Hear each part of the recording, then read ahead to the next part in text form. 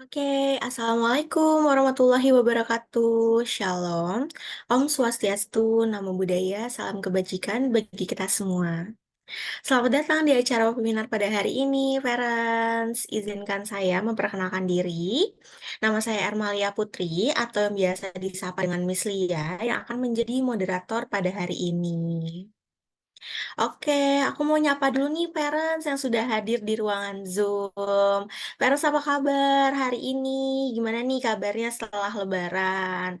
Mungkin lebih happy ya, moodnya lebih bagus nih karena habis ketemu sanak saudara, terus habis itu habis recharge nih dengan keluarga-keluarga semua mungkin di kampung ya gitu. Terus udah spend more time dengan anak-anak gitu di liburan kemarin.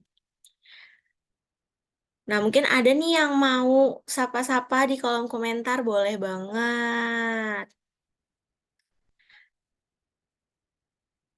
Oke, nah aku mau tahu nih, apakah ada parents yang mungkin dari cabang terapeutik, dari cabang Cipayung, dari cabang Bogor, cabang Cibubur mungkin, atau cabang Depok, cabang mana lagi, Jagakarsa? Boleh nih nanti ya absen di kolom komentar. Oh, aku dari cabang Depok, Miss. Oh, aku dari cabang Bogor, Miss. Gitu.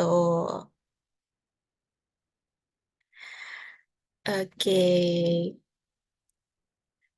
Ini yang bergabung keren banget ya antusiasnya pagi-pagi mau apa namanya menimba ilmu bareng di sini sama kami. Nah, boleh nih nanti ya absen di kolom komentar. Oke, nah untuk yang mungkin nih ada parents yang misalkan dari luar terapeutik nih, jadi tahu mungkin dari sosial media, media terapeutik gitu ya. Nah, terapeutik ini merupakan pelayanan yang berfokus pada perkembangan anak nih parents gitu. Dan saat ini tuh alhamdulillah kita udah ada di 15 cabang gitu ya. Dan kita punya banyak layanan nih gitu. Layanannya ada misalkan ada SI, ada OT, okupasi terapi, ada terapi wicara, ada fisioterapi gitu ya, ada psikolog anak gitu. Dan kami juga ada layanan di sosial media seperti edukasi yang disebarkan melalui sosial media kami di Instagram, di YouTube, di TikTok gitu ya. Melalui feeds dan live Instagram biasanya juga ada gitu ya video edukasi tumbuh kembang anak dan termasuk daripada webinar hari ini. Oke, semoga untuk parents yang dari luar nih bisa lebih mengetahui terapeutik itu apa sih mungkin ya setelah nanti menyaksikan webinar hari ini. Oke, nah sebelum memulai acara, saya ingin mengingatkan nih kepada parents nih untuk memastikan bahwa koneksi internetnya berjalan dengan baik ya, supaya nanti ilmu yang disampaikan berjalan dengan lancar gitu ya, dan demi kenyamanan gitu ya. Yang pertama, mohon menggunakan nama sendiri, boleh, atau menggunakan nama anandanya untuk identitas di Zoom ya. Kayak gitu, misalkan Bunda Alia gitu, atau Bunda Keisha kayak gitu. Nah, lalu seluruh parents dimohon untuk tidak mengaktifkan mic ya selama kegiatan berlangsung, dan sangat boleh untuk on kamera, tapi tidak pun tidak apa-apa gitu. Dan nanti akan ada sesi tanya jawab di akhir, dan yang ingin mengajukan pertanyaan boleh sekali langsung tulis di kolom komentar atau kolom chat gitu ya. Dan kalau misalkan nanti mau interaksi langsung nih dengan psikolognya, boleh banget gitu. Nanti mengaktifkan fitur raise hand ya, supaya nanti dipanggil namanya, seperti itu. Dan tentunya nanti akan ada hadiah nih untuk parents yang bertanya dengan pertanyaan yang menarik, seperti itu. Dan akan diumumkan di akhir sesi. Oke, semoga jelas ya parents ya. Nah, selanjutnya saya akan menyapa nih pembicara kita yang sudah bergabung pada hari ini. Oke, halo Miss Tami. Miss Tami sudah di sini kah? Halo Miss Lia, halo parents semuanya, selamat pagi. Selamat pagi, Miss. Gimana kabarnya, Miss? Alhamdulillah kabarku baik. Ini minggu awal ya setelah liburan panjang. Alhamdulillah sih udah recharge kembali gitu ya dan udah ketemu anak-anak lagi. Mm-mm. Jadinya udah ini lagi nih on lagi gitu ya untuk saling sharing bersama. Iya, oke. Betul nih, ini minggu pertama ya setelah lebaran. Oke, alhamdulillah nih kabarnya baik ya Miss Tami. Nah, mungkin di sini parents ada yang udah sering nih mungkin lihat Miss Tami ya sebelumnya, tapi ada juga mungkin yang belum. Nah, supaya kita lebih mengenal, mungkin aku akan membacakan CV-nya terlebih dahulu ya dari Miss Tami. Oke, aku akan bacakan CV dari Miss Tami. Miss Tami pernah menempuh pendidikan S1 Psikologi di Universitas Negeri Yogyakarta, lalu S2 Magister Profesi Psikologi di Universitas Gadjah Mada. Untuk pengalaman kerja Miss Tami pernah menjadi data analis di Kemendikbud dari tahun 2022 sampai 2023, konsultan sekolah penggerak dan kurikulum Merdeka di Kemendikbud 2022 sampai 2023, editor jurnal literal Disability Studies Journal saat ini ya masih, pengajar FKIP Universitas Terbuka saat ini, dan psikolog anak di Terapetik saat ini. Terutama di maaf, di Terapetik cabang Pejaten ya untuk Miss Tami seperti itu. Oke, nah itu merupakan CV dari Miss Tami. Nah, untuk tema pada webinar pada hari ini, mungkin parents juga udah ada tahu udah udah menunggu-nunggu nih ya tema dari hari ini, yaitu kemunduran tumbuh kembang anak. Kok bisa? Nah, mungkin parents ada yang bertanya-tanya, "Miss, kenapa ya kemarin tuh umur 2 tahun tuh udah bisa loh dia ngomong lancar, kok sekarang dia jadi ngomongnya makin lambat ya, Miss? Kenapa ya?" Gitu. "Kok dia tadinya aktif banget ya, Miss, sekarang tuh mau apa-apa nggak mau," kayak gitu. Nah, apakah itu termasuk kemunduran? Nah, mungkin ada yang bertanya-tanya dan semoga bisa terjawab ya di webinar pada hari ini. Untuk itu, kita langsung dengar penjelasan dari Miss Tami. Kepada Miss Tami, waktu dan tempat dipersilahkan. Iya, baik. Terima kasih Miss Lia telah membacakan CV saya dan juga ini ya, memberikan gambaran berkaitan dengan materi apa sih yang akan, kita bahas di pagi hari ini. Mungkin tadi sudah diperkenalkan ya, oleh Miss Lia, panggilan saya Miss Tami, saya dari Terapeutik Cabang Pejaten. Nah, mungkin di hari ini tadi sesuai dengan temanya kita akan membahas nih, apa sih sebenarnya kemunduran perkembangan? Itu tuh wajar nggak sih? Atau ini adalah hal yang harus saya warning atau ada ya kemunduran perkembangan yang memang menjadi salah satu tahap di perkembangan itu sendiri. Nah, sebelum kita menjawab semua pertanyaan ini, bunda-bunda semua atau parents semua yang hadir saat ini, boleh banget ya saling sharing bersama dengan saya. Jadi di sini saya sangat terbuka ya, apabila ada yang mau sharing melalui kolom chat ataupun ada yang mau raise hand untuk ini, diskusi bareng sama saya itu pun juga boleh. Nah, mungkin boleh dibantu share screen-nya terlebih dahulu, Miss.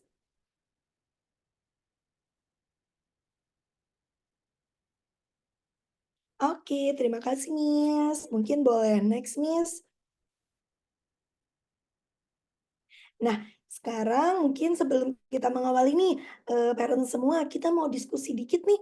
Di sini saya punya cerita, tapi ini, cerita namanya bukan nama asli ya, parents ya, tapi ini kasus-kasus yang sering sekali terjadi ataupun sering sekali di-assessment-kan atau dikonsulkan oleh para parents di ruangan konsul saya. Nah, mungkin boleh dibaca terlebih dahulu, mungkin ada yang sama pengalamannya, mungkin punya pengalaman yang agak mirip-mirip tapi usianya berbeda nih, Miss. Mungkin boleh diceritakan atau mungkin boleh kita react dulu ya, nanti di kolom chat mungkin aku kasih waktu sekitar 4, 5 menitan ya, Parents, ya, boleh dibaca lalu nanti kita akan diskusi bareng ya. Kalau ada yang mau, memberikan komen di chat juga boleh.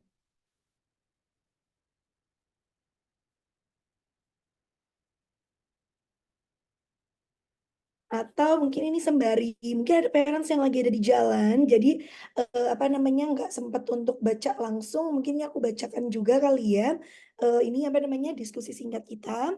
Jadi kasus di sini adalah Minda ini adalah anak perempuan berusia 3 tahun 2 bulan. Ia memiliki riwayat tidak merangkak nih sebelumnya, tapi dia langsung berjalan di usia 10 bulan.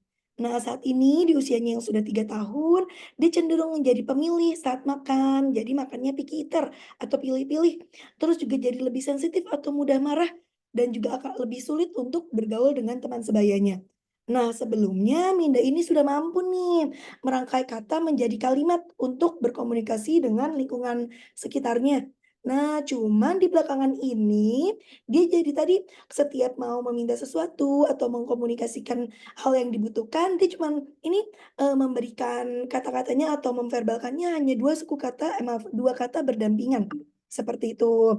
Nah, terus juga yang menjadi ini ya, eee hal-hal yang diperhatikan oleh orang tuanya Minda itu adalah, kok Minda yang sebelumnya selalu merespon ketika saya panggil, nah sekarang dia jadi cenderung cuek atau jadi sering mengabaikan. Nah, sebenarnya apa ya yang terjadi pada Minda? Nah, mungkin ada parents yang mau jawab dulu, atau ada parents yang mau share, boleh ya parents?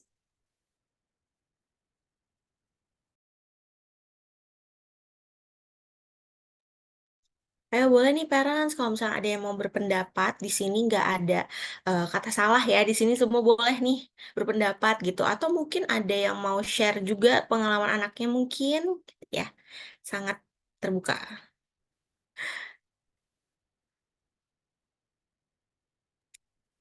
Mungkin bagi parents yang susah mengetik, mungkin lagi ada di jalan gitu ya, atau mungkin lagi sambil karena ini kan ini ya lagi, apa namanya, hari Minggu pagi, boleh kok kalau ada yang mau raise hand, atau mau cerita langsung dengan saya pun nggak apa-apa. Tapi kalau ada yang lagi masih ngetik nih ya, saya tunggu ya parents ya, berkaitan dengan diskusi ini. Mungkin saya tunggu 2 menitan lagi kali ya, sampai 9:18.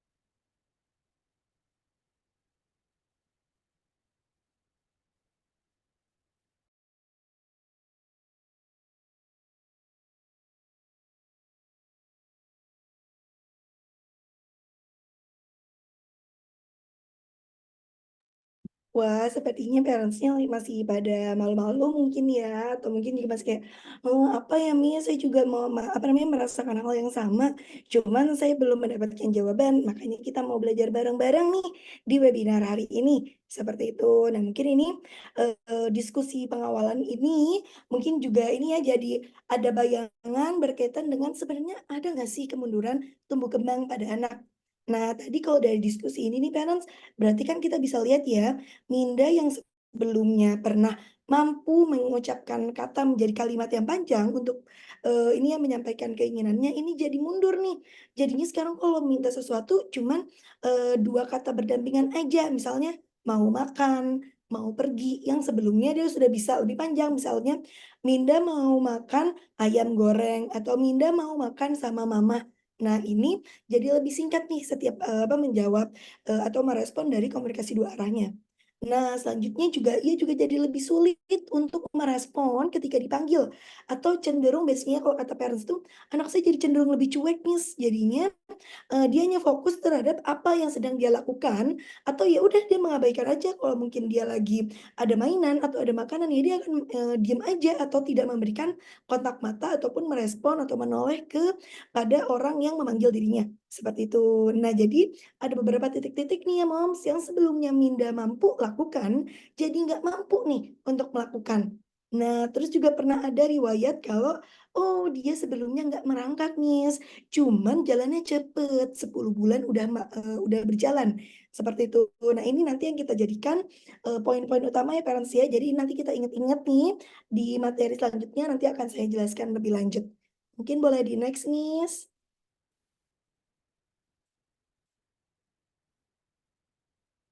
Nah, di sini tadi mungkin kita awali dengan diskusi bersama. Nah, di sini adalah kasus-kasus yang sering terjadi. Mungkin ini ada salah satunya, di antara parents ini menjadi ini apa namanya, pengalaman pribadi parents semua atau, "Oh, saya pernah Miss, apa namanya, lihat kasus kayak gini di tetangga saya," atau mungkin di saudara terdekat saya, seperti itu. Nah, biasanya kasus-kasus yang sering terjadi adalah satu, anaknya sebelumnya mampu bernyanyi lagu anak-anak, misalnya, "Dia sebelumnya udah bisa Miss, Balonku," atau Cicak-Cicak. Nah, saat ini Miss, kok bertambah usianya padahal dulu bisa loh usia 18 bulan, memang masih agak cadel-cadel, tapi dia udah bisa mampu nih nyanyi. Tapi kok malah di usia 2 tahun dia nggak main lagi, nggak verbal lagi, tapi cuman bergumam aja kayak, jadi nggak ada verbal yang keluar, seperti itu. Ketika tadi, apa namanya, melafalkan lagu yang sebelumnya sering kali dia, lafalkan, seperti itu atau dia nyanyikan. Nah, ini kasus yang sering terjadi. Nah, kasus lainnya, ini juga ada nih, yang sebelumnya anaknya, "Miss, dulu tuh anak saya usia-usia 14 bulan, usia-usia 15 bulan atau 1,5 tahun, itu udah mulai bisa loh Miss, manggil ayah atau yaya, bunda atau bun, atau ibu atau kakak, itu atau keluarga lainnya misal nenek, kakek, atau uti, itu udah bisa nih manggil. Cuman kok sekarang jadi jauh lebih jarang memanggil, lebih seringnya narik-narik kita aja. Bahkan sekarang kalau disuruh panggil ayah atau ibu, nah dia akan cenderung ini ya, apa namanya, tidak mau melafalkan hal tersebut, seperti itu. Jadi dia cuek atau mengabaikan. Nah, atau di sini nih kasus lainnya adalah anak jadi terlihat lebih banyak bergerak atau mama papa juga lihat kayak, "Ih kok anak saya nggak fokus banget ya, kalau ada di ruang terbuka atau ada di outdoor, dia lebih seringnya lari-larian." Bahkan di rumah pun juga sama, jadi lebih lebih sering manjat-manjat, ada mainan yang nggak dimainin, cuma diberantak-berantakin aja, seperti itu. Itu pun kasus-kasus yang sering terjadi. Nah, kasus yang lainnya ada ini ya Moms, anaknya jadi jauh lebih sensitif. Yang sebelumnya mungkin ya nangis aja, mungkin nangis ketika dia lapar atau mungkin pas ngantuk-ngantuk dia nangis. Cuman kok ini jadi lebih sensitif ya? Terus jadi lebih sering tantrum, tiba-tiba, apa namanya, mainannya jatuh dikit udah langsung marah, atau tadi mainannya di-stop sebentar dia langsung udah marah, udah banting-banting badan, atau melempar mainannya. Nah ini jadi, jauh lebih sensitif dan cenderung mudah marah ataupun tantrum. Nah, kasus-kasus yang terjadi, yang saya paparkan ini, nah ini nih kasus-kasus yang sering terjadi yang mungkin parents, ini ya, apa namanya, punya gambaran, "Ini sebenarnya anak saya kenapa sih? Apakah ini memang usianya ya lagi kayak gini? Atau ada yang salah dengan tumbuh kembang anak saya?"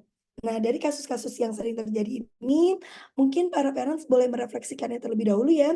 Mungkin ada pengalaman lain nih yang mungkin agak mirip-mirip parents miliki, boleh di-share juga ya bersama kami di sini.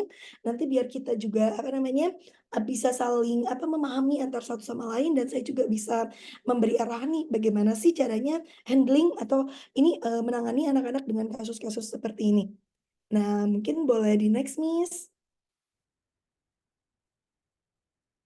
Nah, jadi tadi parents, beberapa contoh kasus yang saya contohkan, ataupun tadi ya diskusi kasus yang saya contohkan, itu adalah contoh-contoh kasus yang mana ini adalah kasus kemunduran tumbuh kembang anak. Nah, tumbuh kembang anak biasanya kalau di literatur itu biasanya dikenal sebagai regression of developmental. Nah, biasanya kemunduran tumbuh kembang ini ada beberapa pakar yang bilang bahwa, "Oh, ya nggak apa-apa, kemunduran pada tumbuh kembang itu memang wajar terjadi, seperti itu. Bahkan kadang kemunduran ini, bisa menetap hingga 1 hingga 2 minggu. Nah, di minggu selanjutnya dia akan kembali lagi menjadi anak-anak dengan kemampuan yang sama seperti minggu-minggu sebelumnya. Nah, di beberapa pakar berkata seperti itu. Namun, saat-saat ini setelah pandemi, setelah adanya fenomena ini ya, digitalisasi yang semakin pesat, nah kemunduran tumbuh kembang jauh jadi lebih lama parents. Yang dulunya penelitian-penelitian sebelum 2019 itu mengatakan bahwa, oh paling kemunduran cuman bertahan, maksudnya dia tadi cuek itu tadi cuman paling seminggu 2 minggu, nanti mungkin setelah sebulan atau mungkin setelah 3 minggu anaknya oke lagi. Itu mungkin dan sudah ditemukan di penelitian. Cuman penelitian saat ini parents-nya setelah pandemi, setelah digitalisasi yang, semakin pesat, nah ternyata teman-teman sekarang ini nih kemunduran tumbuh kembangnya bertahan lebih lama. Kadang ada anak-anak yang sudah berusia 3 tahun, tiba-tiba perilakunya menjadi seperti anak-anak di usia 1,5 tahun. Apa-apa maunya digendong, apa-apa tiba-tiba jadinya marah, lempar barang, maunya nangis, atau tadi yang biasanya udah nggak masuk-masukin benda ke mulut, ini kok dia jadi ini ya, Miss, apa-apa masukin mulut, ada puzzle masukin mulut, Lego masukin mulut, padahal dulu-dulunya udah enggak loh, kok dia kayak gitu ya? Nah, di kemunduran tumbuh kembang, itu tadi jenisnya ada banyak ya, Moms, perilaku-perilaku yang dimunculkan, ada tadi verbalnya yang mundur, ada perilaku sosialnya yang mundur, ada perilaku emosinya yang mundur, ada juga kemampuan kognitifnya yang mundur. Jadi kemunduran tumbuh kembang kalau saat ini itu concern-nya adalah, dianggap sudah tidak wajar untuk tumbuh kembang anak karena ternyata penelitian saat ini itu sudah membuktikan bahwa adanya kemunduran tumbuh kembang itu bukan hal yang wajar, tetapi itu mengindikasikan bahwa adanya masalah pada perkembangan saraf anak. Baik itu mungkin sarafnya, kurang ternutrisi, atau adanya kecelakaan ini ya, kecelakaan lokal pada bagian otak tertentu, dan lain sebagainya. Nah, di sini, kemunduran tumbuh kembang itu tadi ya, kondisi hilangnya kemampuan untuk menggunakan keterampilan yang sudah ada, yang sebelumnya mampu merangkai satu kalimat panjang, jadinya responnya cuma 2 kata berdampingan. Yang sebelumnya mau merespon, memberikan kontak mata, ini kontak matanya jadi, "Ya Allah Miss cuma lihat saya, udah bisa langsung lihat lagi nih mainannya atau lihat gadgetnya lagi." Jadi lebih cenderung jadi lebih cuek, jadi mengabaikan interaksi sosial, seperti itu. Jadi tadi ada, hilangnya kemampuan-kemampuan yang sebelumnya sudah dimiliki. Nah, sebenarnya kemunduran atau tadi ya, ini adanya permasalahan di perkembangan syaraf, ini kenapa bisa kayak gitu ya, Miss? Nah, di webinar kali ini kita akan bahas bersama-sama berkaitan dengan kasus tersebut ya, parents. Mungkin boleh di-next, Miss.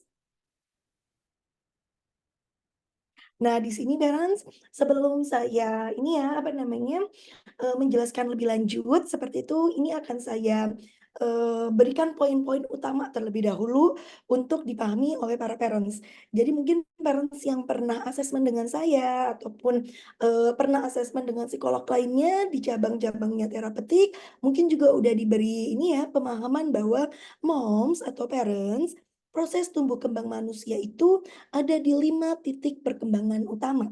Satu, ada perkembangan kognitif, perkembangan bahasa, perkembangan sensori dan motorik, atau yang biasa secara kasat mata kita bilangnya perkembangan fisik, seperti itu. Atau adanya maaf, selanjutnya ada perkembangan sosial, dan yang terakhir ada perkembangan emosi. Jadi, proses tumbuh kembang manusia biasanya memang secara kasat mata kita lihatnya cuman, "Ih, anaknya mah ngeyel, nggak bisa dikasih tahu," atau tadi, "Ih, anaknya mah jadi lemot, Miss, saya bilang apa, dia baru, nyamperinnya kapan, saya ada lucunya kapan, dia baru ketawanya kapan." Jadinya seperti, apa namanya, ada loading-nya sebelum dia merespon.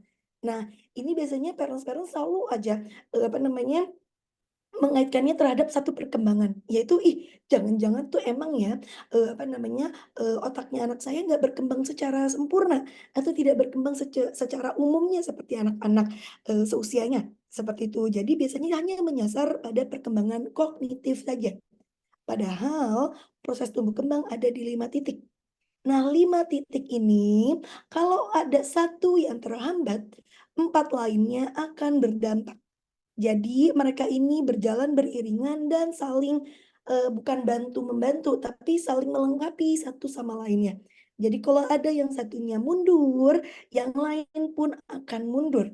Mungkin tidak dalam satu waktu bersamaan, tapi regresinya akan terlihat di beberapa bulan hingga tahun ke depannya, gitu. Jadi parents harus ini ya, ingat-ingat dulu nih kalau misalnya kita mau ngejudge anak kita atau kita mau screening dan lihat lagi perkembangannya. Nah, ini nih 5 perkembangan utama atau tahap-tahapannya, ini ya ada di 5, perkembangan ini, kognitif, bahasa, sensori motorik, sosial, dan juga emosional. Biasanya sih nanti saya, apa namanya, berikan ininya lagi ya, apa namanya, gambaran, lebih khususnya. Biasanya proses tumbuh kembang ini, yang menjadi permasalahan utama yang sering saya ketemukan gitu ya, itu adalah perkembangan sensori dan motorik yang belum bagus, jadinya menghambat 4 bagian perkembangan utama lainnya, seperti itu. Nah, mungkin boleh di-next, Miss.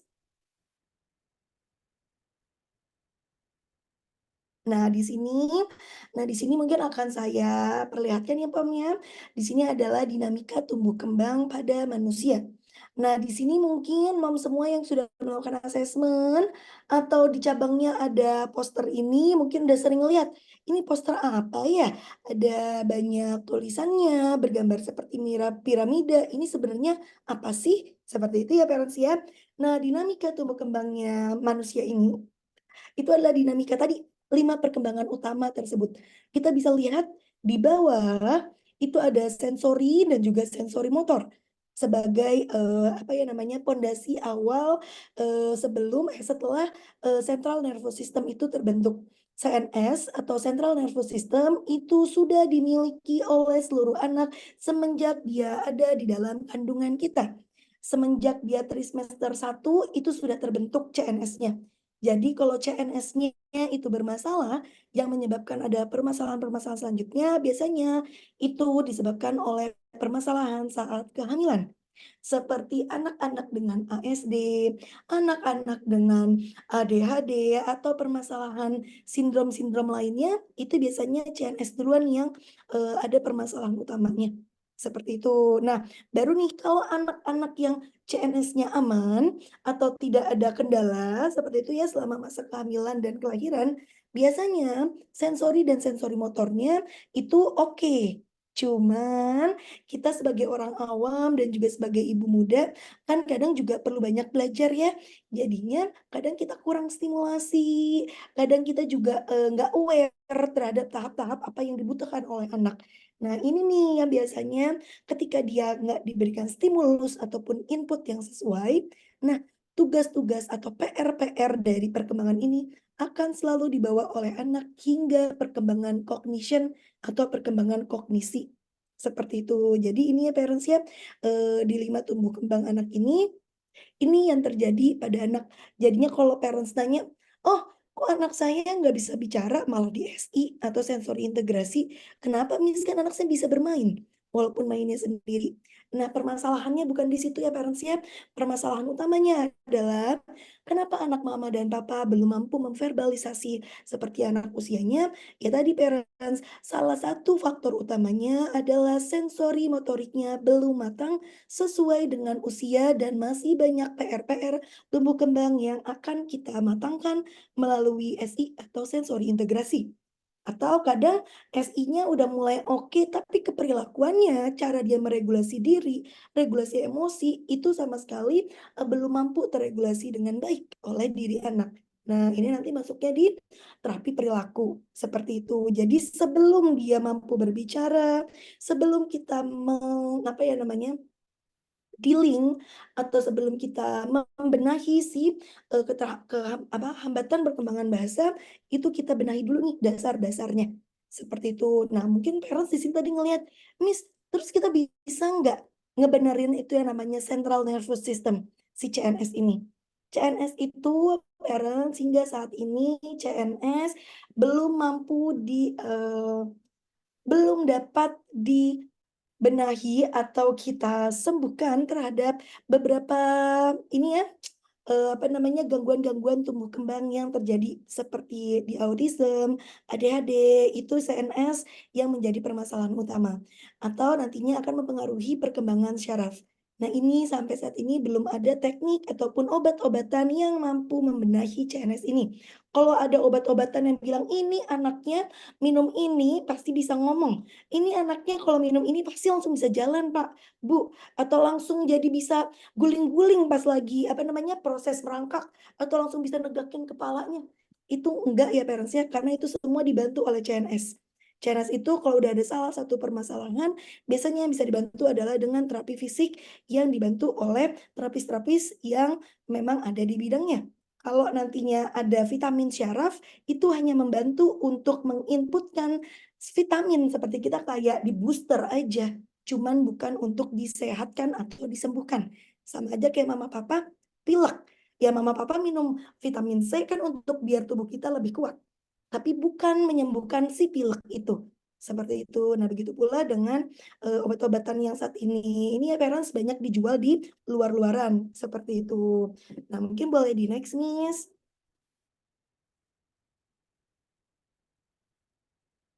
Nah, di sini parents, tadi kan kita diskusi ya di awal berkaitan dengan kasusnya Minda yang usianya 3 tahun 2 bulan. Sebelumnya dia bisa merangkai kata, jadi tiba-tiba cuma suku katanya, maaf, katanya jadi cuma 2 nih yang bisa dia rangkai. Itu sebenarnya normal atau enggak ya? Atau ini kemunduran atau gimana ya? Atau dia malas aja ngomong? Nah, di sini parents, ini mohon maaf sebelumnya, ini saya masih menggunakan bahasa Inggris ya parents ya di milestone, tugas-tugas perkembangannya manusia. Nah, di sini, ini sebenarnya bahasa Inggris yang mudah dipahami sih, cuma nanti kalau mau parents, translate satu-satu di Google pun bisa, cuman ini bahasa Inggris yang, mudah dipahami, seperti itu ya. Ini ada di usia 0 sampai 9 bulan, kita bisa lihat semuanya di sini, sebenarnya apa yang menjadi tugas utamanya dan apa yang harus dilakukan oleh orang tua. Jadi misal saya kasih contoh di usia, ini baby ya, saya mau kasih usia 4 bulan deh, 4 bulan ya. 4 bulan kita bisa lihat di sini ya, ada 4 months, mungkin Miss yang jadi operator mungkin boleh dikasih kursornya ke sini kali yang si 4 months ini biar parentsnya pun ini ya, bisa lihat bersama-sama. Nah, di sini ini ya parents ada apa namanya udah dikasih ini ya udah dikasih pen sama missnya di formance kita lihat di sini ya parents ya di gross motor atau perkembangan motorik kasar anak-anak harusnya bisa apa baby harusnya bisa asymmetric tonic neck atau ini ya sudah bisa mampu mengangkat kepalanya atau mengangkat lehernya secara mandiri seperti itu. Lalu juga ada ini ya, ada primitive reflex, itu adalah tadi primitive reflex pada baby salah satunya tadi mengangkat ini lehernya atau tadi mengangkat kepala secara mandiri.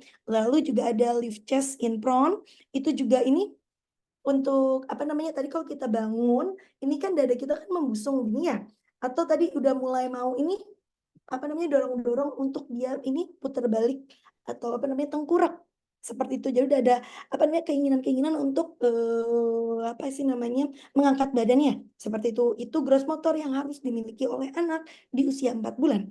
Kalau dia enggak ada, kita bisa tunggu sampai usianya 5 bulan, kalau sampai maksimal 6 bulan tidak muncul, itu wajib mama segera bawa screening ke dokter.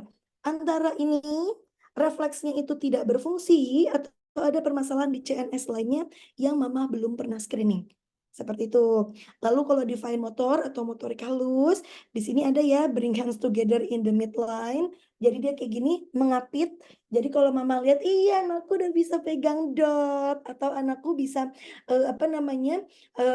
Kalau ada misal mainan yang rattle, rattle itu yang bunyi yang keriting keriting keriting, dia kadang kalau saya kasih dia bisa gini loh, Miss atau kadang juga ada refleks masih ada refleks ininya ya, apa namanya, menggenggamnya. Nah, itu memang bisa diberikan apa, itu jadi tanda-tanda perkembangan pada anak di usia 4 bulan, seperti itu. Nah, di sini ada juga, ini ya extend straight arms toward rattle, jadi kayak ngambil gini, ini tangan saya ini kayak ke depan ngambil gitu ya, menggapai, seperti itu. Atau kayak reach and grabs, ini tadi ngambil apa, tangan saya ini, ngambil kayak gini, reach and grab. Kayak gitu ya, reach itu ngambil, grabs itu ini menggenggam, seperti itu. Kalau anaknya belum bisa, ini wajib kita cek lebih lanjut ya parents ya. Apalagi misal parents nunggu dulu nih, saya nunggu sampai 7 bulan, anak saya nggak ada Miss refleks-refleks seperti itu. Mohon segera dibawa ya parents, karena itu kenapa? Kalau udah di 7 bulan, itu udah naik satu tahap, jadi PR-nya udah ada satu tahap nih, PR tumbuh kembang yang belum selesai yaitu tahap 4 sampai 5. Karena kan 7 bulan udah dari tahap yang kedua ya, di tahap 6 bulan. Nah, habis itu speech atau perkembangan bahasa dia udah bisa kos. Kos itu kayak oh, jadi udah ada ini suara-suara kayak Jadi kalau kita panggil ade dia udah Nah, itu termasuk salah satu jenis kos seperti itu. Jadi itu ya tanda-tandanya. Nah, kalau kognitif dia udah mulai ngeliatin tangan. tangannya dada-dada dia udah ngeliatin, atau ada permainan yang kerincing-kerincing dia udah ngeliatin, terus udah mulai exploring environment by looking around. Jadi matanya udah mulai lihat-lihat ke kanan ke kiri, ngeliatin ini, apa namanya, kalau baby-baby usia 4, 5 bulan biasanya kan kita kasih mainan yang kerincingan ya, dia udah mulai liatin, ada mungkin di sini ada gambar singa, ada kerincingan-kerincingannya, dia udah mulai aware, dia udah mulai tahu hal tersebut. Terus juga ada anticipate rutin, dia udah mulai paham loh parents, di usia ini anak udah mulai paham, oh ini rutinitas bobo, rutinitas mandi. Jadinya di usia ini anak-anak biasanya bobok malamnya atau bobok yang tidur bayinya agak sudah lebih sama seperti boboknya orang-orang rumah. Jadi pagi bobo, maaf, malam bobo, pagi orang-orang berkegiatan, jadi ada meleknya, kadang tidurnya pun juga ada. Jadi nggak yang begadang semalaman. Seperti itu.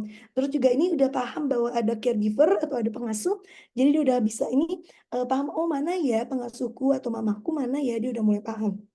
Nah, terus social emotionnya, secara sosial dan emosi, ini sudah ada loh ya, Mom ya.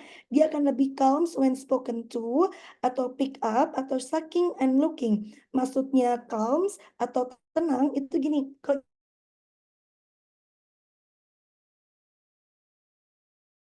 ada ini ya komunikasi yang kita bangun seperti itu. Terus juga udah mulai tadi jempolnya diisep-isep atau mungkin benda-benda lain diisep-isep seperti itu. Nah, di sini ada yang sudah enjoys eye contact, ini nyaman dengan ini kontak mata terhadap pengasuhnya. Nah, kadangkala ini menjadi salah satu diagnosa awal pada anak-anak dengan ASD, yaitu di usia 4-5 bulan nggak ada sama sekali eye contact. Jadi matanya lebih memilih melihat hal yang lain tapi bukan pengasuhnya. Seperti itu. Terus juga ada facial expression. Nah, itu dia udah muncul ya kayak anger, sadness, marah, sedih. Habis itu ini distress. Distress itu lebih kepada stres kayak misalnya dia pipis atau apa namanya, pampersnya udah penuh, nah itu dia udah di-stres, udah nggak nyaman atau kaget. Nah, ini udah mulai muncul ya di usia ini. Dan juga ada self-soothe to sleep. Self-soothe itu ini ya menenangkan diri sendiri seperti itu untuk tidur, seperti itu. Makanya ada beberapa terapis untuk ini konsultan untuk tidur atau sleep trainer udah mampu melakukan tidur mandiri di anak-anak usia 4 bulan ke 5 bulan karena anak-anak secara naluriah sudah punya self soothe.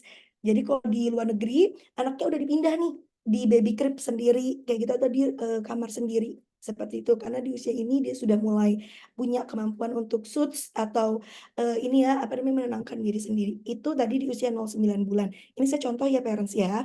Mungkin boleh di next Miss. Nah, nanti di usia lainnya, Mama boleh cek-cek ya. Anaknya mungkin ada yang masih punya newborn atau ada yang baby. Ini boleh dicek ini anakku udah seperti ini belum ya? Seperti itu. Nah, selanjutnya back Miss, maaf. Nah, tadi ini ya Moms, yang kasus di depan itu adalah Minda atau anaknya usianya 3 tahun 2 bulan. Itu berarti ada di bawah yang paling bawah di 36 bulan. Nah, dia harusnya udah bisa apa ya si Minda? Minda ini kalau maaf, perkembangan bahasa dia harusnya udah mampu ini 3 sampai 4 kata berdampingan menjadi kalimat nih. 3 to 4 word sentence atau ini ya sequential narrative. Dia udah bisa bercerita secara sequence atau tadi berurutan meskipun mungkin kalimatnya pendek-pendek. Nah, tapi ternyata pada Minda dia jadi cuma 2 suku kata doang. Nah, 2 suku kata itu siapa yang punya? 2 suku kata itu bukan anak 36 bulan atau anak di usia 3 tahun. Tapi itu di anak tadi kayaknya 9 sampai 11 maaf 9 ke 12 bulan. Itu anak yang mengucapkan 12 ke 18 bulan ini di atas ini yang mengucapkan ini ya 2 suku kata berdampingan. Ini kalau kita lihat 18 bulan follow one step commands 15 words. Nih, habis itu ada collapse from excitement. Nah, ini nih, ini yang 2 sampai tadi 2 kata berdampingan tuh di 18 sampai 24 bulan. Nih kayak nods yes, blow kisses, high five. Nih ini yang 2 suku kata, maaf, 2 kata berdampingan menjadi kalimat. Jadi mau makan, mau tidur, mau susu itu di sini. Kalau di 36 bulan, dia sudah bisa 3 sampai 4 kata berdampingan.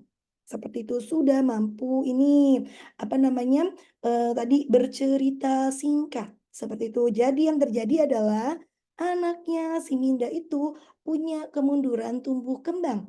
Nah, kemunduran tumbuh kembangnya karena apa? Apakah ada ngaruhnya ya sama anak nggak merangkak? Nah, parents, anak nggak merangkak itu menjadi salah satu pintu awal untuk tugas-tugas perkembangan pada syaraf. Karena merangkak adalah tugas yang tidak boleh dilewati. Jadi kalau anaknya sudah terlanjur melewati, parents punya PR, anaknya harus merangkak lagi di usia 3 tahun. Kalau parents, ya udah biarin aja orang anak saya udah bisa naik sepeda, masa disuruh merangkak. Nah, apa yang nantinya akan terjadi? Mungkin gini, ada parents, "Miss, kok diterapinya gitu sih? Anak saya kan udah bisa naik sepeda. Masa anak saya suruh masuk ke terowongan, anak saya suruh merangkak, kan ini anak udah gede." Nah, jadi gini parents, merangkak itu juga nanti akan membantunya tumbuh kembang atau pematangan praksisnya anak. Pematangan ini tonton muscle-nya anak. Karena kenapa? Yang harusnya itu dimatangkan di bulan-bulan sebelumnya, ini tidak pernah diinputkan hal tersebut. Jadinya itu nanti menyebabkan pintu awal satu, anak jadi perkembangan bahasanya agak terlambat, atau tadi anak punya perkembangan sosial yang agak lebih tricky, jadi lebih sulit untuk berteman, atau tadi lebih mudah tantrum, itu tadi dampak-dampaknya. Cuman apa semua anak yang nggak merangkak begitu, Miss? Enggak juga. Ada anak-anak yang tidak merangkak, tapi tidak seperti itu. Cuma nantinya di usia sekolah jauh lebih lama untuk proses menulis atau motorik halusnya akan jauh lebih lama terbentuknya. Gitu. Jadi tadi parents, apapun PR yang tidak dikerjakan memang terlihat aman. Cuman itu akan muncul kesulitannya di tahap tumbuh kembang selanjutnya. Gitu. Nah, mungkin boleh di-next, Miss.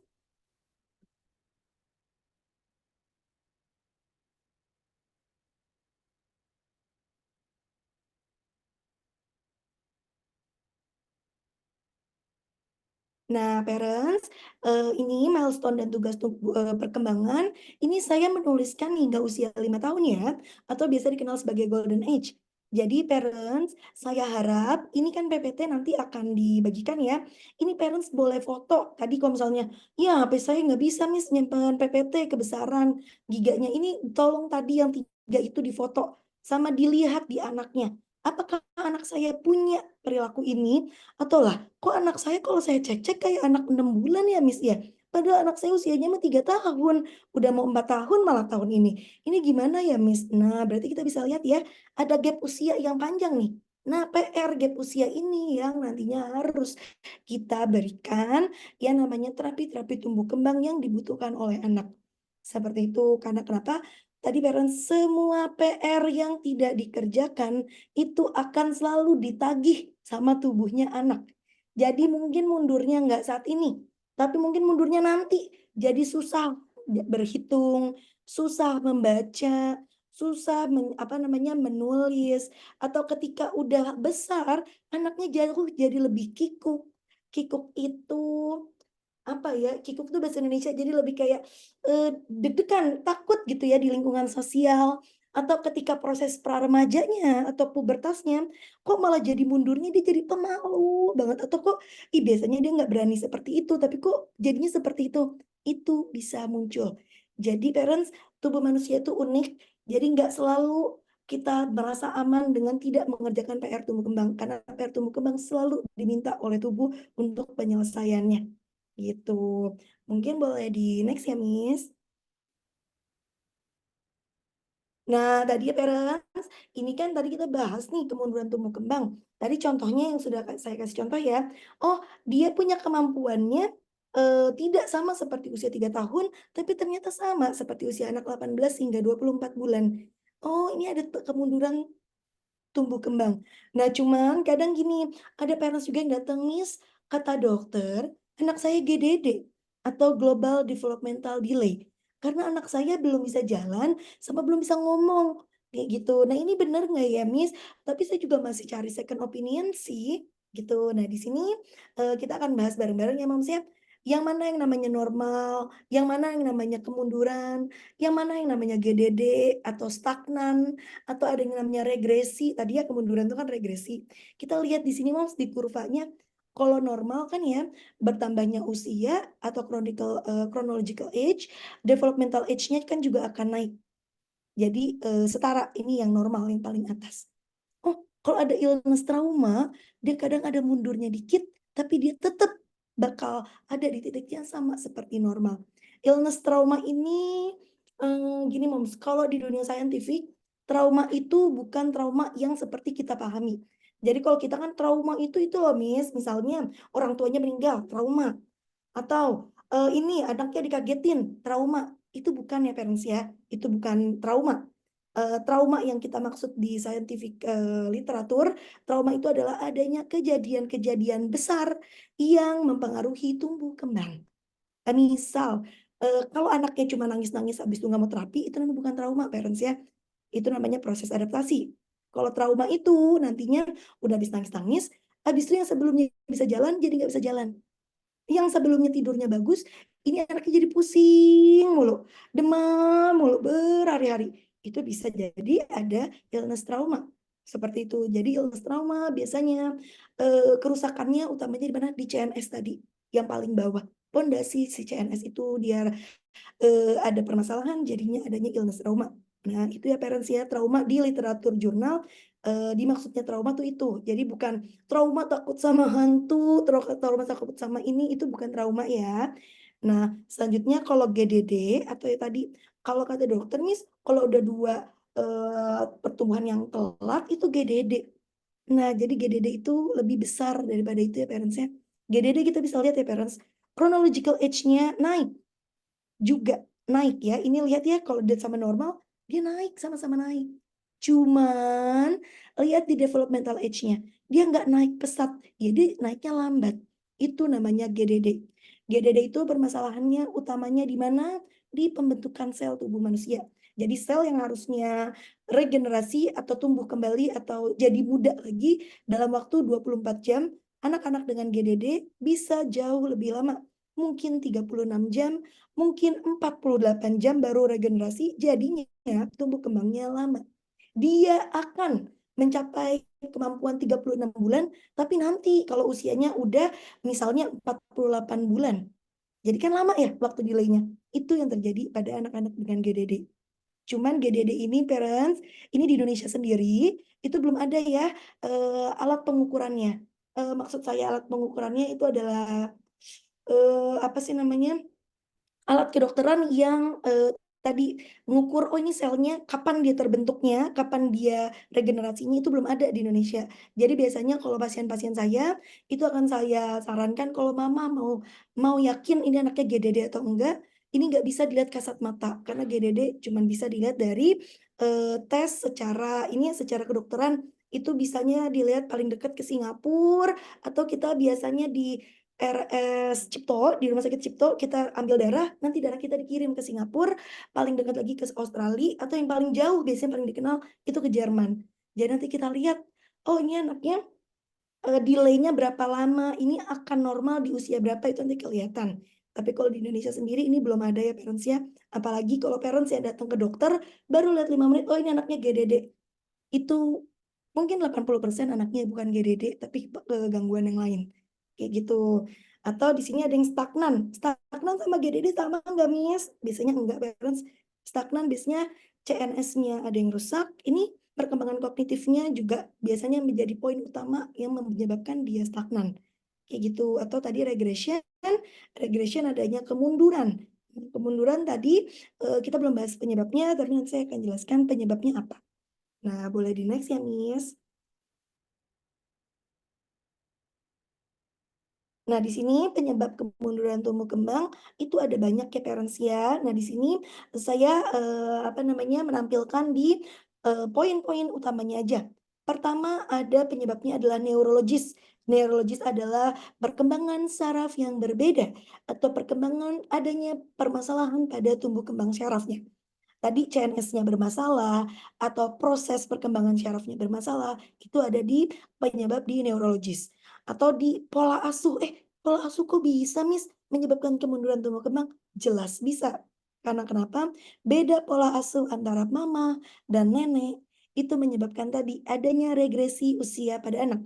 Kalau sama saya Miss, pipis, bobo mau sendiri, giliran di rumah neneknya, apa-apa maunya digendong, apa-apa maunya disuapin, tidur kalau nggak dikasih, apa namanya, handphone dulu sebelum bobo nggak mau tidur. Itu salah satu tanda atau salah satu ini penyebab pintu kemunduran tumbuh kembang pada anak.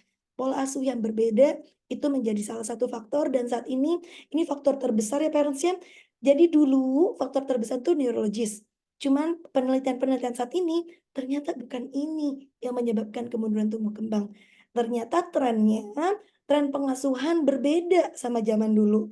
Tren pengasuhan sekarang yang menjadi apa namanya dampak utama adalah satu pola asuh dan perilaku sosial dan lingkungan. Ternyata nutrisi dan gizi tidak menjadi faktor utama atau faktor terbesar, tapi ternyata 2 faktor tadi itu yang paling besar. Satu, kalau perilaku sosial dan lingkungan itu seperti apa? Ya tadi, anak dimanjakan, anak tidak boleh bersosialisasi karena takut tertular anak lain batuk. "Oh enggak ah, di rumah saya banyak mainan, biarin aja dia main." Anak itu adalah human atau, apa namanya, makhluk sosial, sama seperti kita parents. Kita mau berkembang, ya kita bersosialisasi, seperti itu. Karena emang itu kebutuhan naluriah manusia, karena manusia itu makhluk sosial. Kalau kita batasi kebutuhan sosialnya, ya tadi, kemunduran yang muncul, seperti itu. Jadi, yang saat ini menjadi tren, pola asuh sama perilaku sosial dan lingkungan, yang menjadi tren utama penyebab kemunduran tumbuh kembang. Bukan karena nggak dikasih gizi yang bagus, ya itu menjadi salah satu faktor, tapi yang besar tadi itu, 2 tersebut. Apalagi yang biasanya nyalah-nyalahin genetik, "Ih, ini mah mbah saya nih kayaknya, karena dulu mbah saya tuh kan habis penjajahan, kitanya juga makan juga susah, kayaknya ini Miss, apa namanya, faktor utama." Enggak, saat ini, tren utamanya bukan dari genetik, tapi dari tadi 2 faktor utama, pola asuh sama perilaku sosial dan lingkungan.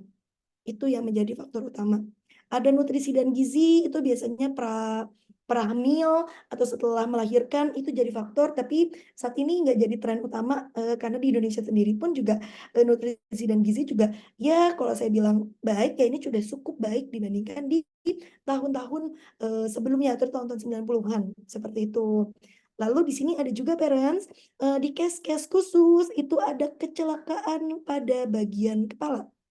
Ada case-case, terkenal, kepalanya terbentur atau tadi ini ya, adanya kerusakan di otak tapi bukan kerusakan degeneratif. Degeneratif itu adalah penuaan otak, bukan. Tapi kayak, ini case-case yang terkenal, dia kecelakaan, otak satunya itu, apa namanya, tidak berfungsi karena ini rusak, karena dia terbuka, ini, apa namanya, tempurung kepalanya, atau dia punya permasalahan, punya tumor di otak. Itu kan kita akan buang tumornya kadang kan, jadi ada permasalahan yang lain, kayak gitu ya, atau ada, apa namanya, darah tersumbat di otak dan lain sebagainya. Ini kecelakaan pada bagian otak, itu bisa menyebabkan kemunduran tumbuh kembang. Selain itu, kecelakaan pada otak, apalagi pada ini ya, adanya mungkin apa, operasi, adanya pengangkatan-pengangkatan tertentu pada otak, itu pun selain kemunduran tumbuh kembang, parents, anaknya bisa berubah secara kepribadian dan bisa memunculkan perilaku lain yang nggak pernah muncul. Ada kasus terkenal, dulunya dia bahasa ibunya bahasa Inggris. Setelah kecelakaan, otaknya ini ya terbentur dan ada luka, tiba-tiba dia nggak bisa bahasa Inggris, yang dia bisa mampu ucapkan cuma bahasa Prancis dan bahasa Spanyol. Itu pun bisa terjadi seperti itu, tapi itu kan case-case khusus ya yang terjadi pada anak, gitu. Nah mungkin boleh di next Miss. Nah, tadi parents saya kan sudah menjelaskan ya, ada loh kemunduran tumbuh kembang pada anak. Nah, mungkin di sini kita mau belajar bareng dan saya akan selalu tekankan karena gini parents, saya selalu sedih setiap parents yang datang ke ruangan saya pasti selalu udah nulis diagnosa anak sebelumnya apa? Anak saya ASD, anak saya ADHD. Saya tanya, "Parents, parents sudah pernah ke dokter untuk mendapatkan, diagnosa ini?" Enggak. Saya lihat di TikTok, ini anak saya banget. Nah, begini parents, Enggak semua perilaku yang parents lihat di TikTok, yang parents lihat di sosial media itu ASD. Kadang semua semua permasalahan tumbuh kembang selalu ujungnya ASD. Enggak selalu itu ASD. Ini saya kenalin salah satunya parents ya, namanya Childhood Disintegrative Disorder atau biasa dikenal sebagai Ehlers Syndrome. Apa sih ini? Biasanya ini masih jarang digunakan sama dokter-dokter muda yang menjadi neurologis anak. Karena dia pasti, hafalnya, awamnya, ya udah tulis aja PDD-NOS, tulis aja ASD, padahal PDD-NOS udah nggak ada diagnosanya kalau di CDC dan DSM. CDC dan DSM itu ini ya parents, panduan untuk mendiagnosa pasien. Itu udah nggak ada secara internasional tuh udah nggak ada PDD-NOS. Jadi biasanya ini dikenali sebagai ini, CDD, Childhood Disintegrative Disorder. Ini tuh apa ya? CDD atau Ehlers Syndrome itu adalah kondisi langka karena sebelumnya langka. Tapi karena ada ini proses digitalisasi yang pesat, itu menjadi lebih apa namanya? Fenomenanya lebih meningkat. Itu adanya kemunduran atau keterlambatan pada perkembangan bahasa, fungsi sosial, keterampilan motorik pada anak-anak di atas usia 3 tahun. Biasanya ciri utamanya anaknya mampu melakukan di usia 2-3 tahun, 3 ke 4 tiba-tiba hilang kemampuan ini. Lalu, ini kemampuan ini di CDD itu masih bisa hilangnya mungkin nggak di usia 4 tahun, tapi bisa kemunduran ini hilang di usia sebelum 10 tahun. Seperti itu dan ini, eee, ngaruh nggak sih Miss jangan itu autis ya? Enggak ya parents ya, autis itu ada di diagnosa lainnya. Di sini CDD ini ya tadi adanya gangguan-gangguan ini sampai saat ini CDD penyebab utamanya tadi masih ada yang bilang itu, murni, neurologis, ada yang bilang itu enggak ini kayaknya lebih kepada sosial. Karena fenomena sekarang lebih banyak sosial dan penggunaan gadget atau digitalisasi yang menyebabkan ini muncul. Karena ini unik ya, ini kan perubahan zaman yang unik. Jadi, ini yang muncul. Jadi parents, kalau anaknya sebelumnya bisa nyanyi-nyanyi, kayak kasus yang saya berikan, itu nggak tentu itu anaknya ASD itu Mamis, jadinya speech delay. Enggak, bisa jadi dia CDD. Nah, kalau mau mengetahui ini lebih lanjut, ini harus di-screening lebih lanjut ya, dengan ini apa namanya, dengan psikolog-psikolog yang ada di, ini, lingkungan terdekat parents atau bisa di cabang-cabang terapeutik terdekat atau bisa ke mungkin dokter anak yang Mama sudah percayai untuk mengasuh anak, atau tadi ya, melihat tumbuh kembang anak, Mama dari newborn, seperti itu. Nah, CDD ini, atau tadi ya Childhood Disintegrative Disorder, itu erat kaitannya dengan regression of developmental atau regresi atau kemunduran dari perkembangan tumbuh kembang. Nah, boleh kita next-in, Miss. Nah, di sini tadi kan kita udah kenal ada CDD ya. Nah, kalau CDD terus atau tadi adanya saya anaknya nggak tahu deh, Miss, ini saya CDD atau gimana ya. Ini ada nggak sih, Miss, cara mencegah kemunduran? Nah, ada dong cara mencegah kemunduran, karena kan segala sesuatu yang, apa namanya, bisa dioptimalkan sebelum itu terjadi, masih bisa kita lakukan karena kita manusia dan kita bersosialisasi. Nah, ini cara mencegah kemundurannya ada satu parents, lakukan screening tumbuh kembang secara rutin. Nah, kalau parents mau bayangin, Miss, screening tumbuh kembang itu harus tiap bulan ya? Atau gimana sih, Miss? Saya bingung. Soalnya kan kadang pakar-pakar tumbuh kembang anak selalu bilang, anak saya harus di-screening, anak saya harus di-screening. Tapi kan saya udah ke puskesmas, saya udah ikut posyandu. Ada, Miss, screening tiap minggu, itu udah cukup belum ya? Gitu ya, parents ya. Alhamdulillah kita punya posyandu. Itu sudah banyak membantu untuk melihat, oh secara fisik, secara tumbuh kembang tinggi dan berat badan ini gimana. Kadang kan ada anak yang ada kurvanya ya di buku pink, ada anak yang udah di merah gitu ya, atau ini rata-rata udah mau ke merah gitu ya, udah diambang gitu. Ini itu yang harus kita warning. Biasanya kan bidan-bidan atau dokter-dokter muda dari puskesmas udah kasih tahu, "Mom, ini ke DSA ya, kalau kayak gini mulu, soalnya udah 2 kali posyandu gini-gini mulu anaknya." Kayak gitu. Nah, ini kalau screening tumbuh kembang bisa dilakukan parent setiap 3 bulan sekali, atau kalau ini anaknya udah newborn, newborn paling tidak dilakukan di usia 6 bulan, usia 12 bulan, usia 18 bulan, 24 habis 24 nanti silakan boleh per 1 tahun atau per 3 tahun. Itu udah boleh. Tapi kalau saya saranin kalau mau per 3 tahun setelah usia 5 tahun. Jadi per 3 bulan seperti itu ya. Jadi apa namanya, dianya atau kita lihat pertumbuhan dari anak kita itu udah banyak yang, sesuai dengan usianya ataupun belum, gitu. Lalu di sini ada juga ini ya parents-nya, pahami dan pelajari tugas-tugas perkembangan manusia. Tadi parents yang saya berikan di awal, milestone dan tugas perkembangan itu dia, tugas-tugas yang nggak pernah ganti, nggak pernah boleh kita nggak kerjakan. Kalau nggak dikerjain, bukan ya udahlah nggak dikerjain, nggak diomelin kok, enggak parents, dia nagih. Dia minta, tubuh kita minta untuk itu tetap dilakukan. Itu naluriahnya tubuh kita parents, itu kebutuhan dasarnya kita, dia akan tetap minta. Seperti itu. Jadi boleh tadi difoto sama parents, tapi mohon maaf banget saya belum bisa bikinin secara bahasa Indonesia, tapi insya Allah nanti di cabang-cabangnya terapeutik mungkin, apa namanya, di psikolog-psikolognya udah ada yang bahasa Indonesia, maksudnya udah ada yang lembaran di bahasa Indonesia. Jadi boleh minta ke psikolognya masing-masing ya.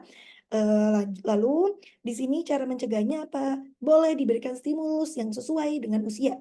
Kalau di gambar ini parents, ini anaknya sekitar usia 3 ke 4 nih, yang lagi belajar pre-writing sama mamahnya. Ini buat dots gitu ya. Jadi kita selalu stimulasi yang sesuai. Kadang orang Indonesia gini, "Miss, nggak apa-apa lah orang anak 2 tahun, ya udah saya ajarin aja pegang pensil, nulis ABC, nulis namanya, kan jadi lebih pinter." Nah, nggak bisa seperti itu parents. Tumbuh kembang tidak bisa diloncatin berlangkah-langkah. Kalau diloncatinnya ketinggian, memang ada satu, apa, teori namanya itu teori dari Vygotsky, ada yang namanya scaffolding dalam tumbuh kembang anak. Scaffolding itu adalah kita bantu anak mampu satu level di atas usia tumbuh kembang. Memang ada anak yang bisa, tapi ada anak yang nggak bisa juga. Jadinya stimulusnya memang yang saya sarankan ya sesuai aja sama usianya.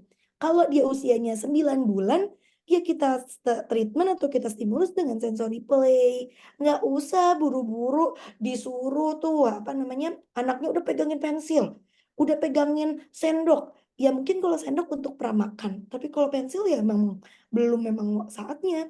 Kalau anaknya minat pegang pensil ya nggak apa-apa. Cuman tidak, "Ih kemarin udah bisa pegang pensil, ayo lagi deh." Kan kadang kita kan suka ini excited gitu ya, tapi kadang excited kita juga jadi salah, karena anaknya jadi, apa namanya, terbebani terhadap hal tersebut. Atau ada biasanya parents di tempat saya, anak usia 1,5 bulan udah dimasukin baby school. Ternyata baby school-nya ngomongnya bahasa Inggris, anaknya masih babbling. Di 3 tahun itu babbling nggak selesai-selesai. Ya sekolah lanjut, babbling terus, tapi nggak muncul, bahasa ibunya atau bahasa Inggrisnya pun nggak muncul. Itu kenapa? Itu kejauhan melangkahnya parents, seperti itu. Nah itu yang tadi menyebabkan ada loh Miss, ada anak yang kayak gitu juga, 1,5 tahun di bawah Montessori bahasa Inggris, 3 tahun jago. Ya ada parents. Cuman ya tadi, rentannya ya tadi kan ada, teorinya scaffolding boleh, tapi kalau anaknya nggak mampu, ya bukan berarti anak kita bodoh, bukan berarti anak kita nggak mampu, bukan. Tapi memang porsinya beda pada masing-masing, gitu. Nah di sini kalau selanjutnya cara mencegahnya ini parents ya, pola makan, pola tidur, dan juga kegiatan fisik yang silakan disesuaikan sesuai usia. Jadi enggak "Oh pola makan nih, udah 9 bulan berarti udah bisa nih dikasih aja nih nasi sama kuah untuk makanan keluarga, soalnya kayaknya dia ngunyah-ngunyah udah mampu." Nah nggak bisa parents. Itu nanti, mungkin anaknya nelen-nelen aja, tidak ada proses muntah atau seperti apa, cuma nanti di usia 18 bulan hingga 3 tahun di atasnya, itu anak lebih cenderung lebih menyukai tekstur-tekstur yang crunchy dibandingin tekstur-tekstur yang sesuai dengan maksudnya pemilih gitu ya, akan lebih memilih tekstur yang crunchy. Itu boleh dibuktiin kalau misalnya parents mau coba gitu ya sama anaknya, kayak gitu. Atau ini pola tidurnya berantakan, biarin aja orang saya juga nggak tega, anak baru tidur jam 11 jam 8 masih tidur, nggak apa-apa, dia masih capek. Nah ini nggak boleh parents ya, pola tidur harus disesuaikan dengan kebutuhan pola tidur anak. Terus kegiatan fisik pun juga harus disesuaikan dengan kematangan motorik kasar anak. Jadi anak belum bisa naik sepeda, ya jangan diojok-ojokin terus, "Ayo naik sepeda, ayo naik sepeda." Ya jangan, kan ada kebutuhan ini ya, otot-otot itu punya usia kematangannya masing-masing. Boleh dicek di milestone ya tadi ya Parents ya, itu ada gross motor, kapan dia matang untuk tugas ini, kapan dia belum matang, kapan dia udah bisa motorik halus, itu nanti boleh dicek sama-sama di tabel sebelumnya. Mungkin boleh next, Miss.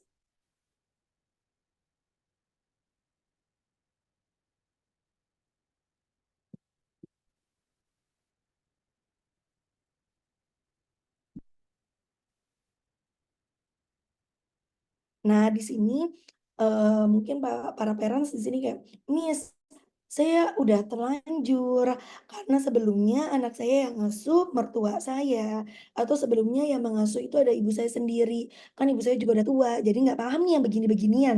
Karena ya zaman dulu, kalau zaman dulu parents, jadi gini, kadang orang tua zaman dulu aja anak diginiin aja mau, kok sekarang nggak bisa, harus diterapi-terapi, emang ngapain sih? Kan gitu ya.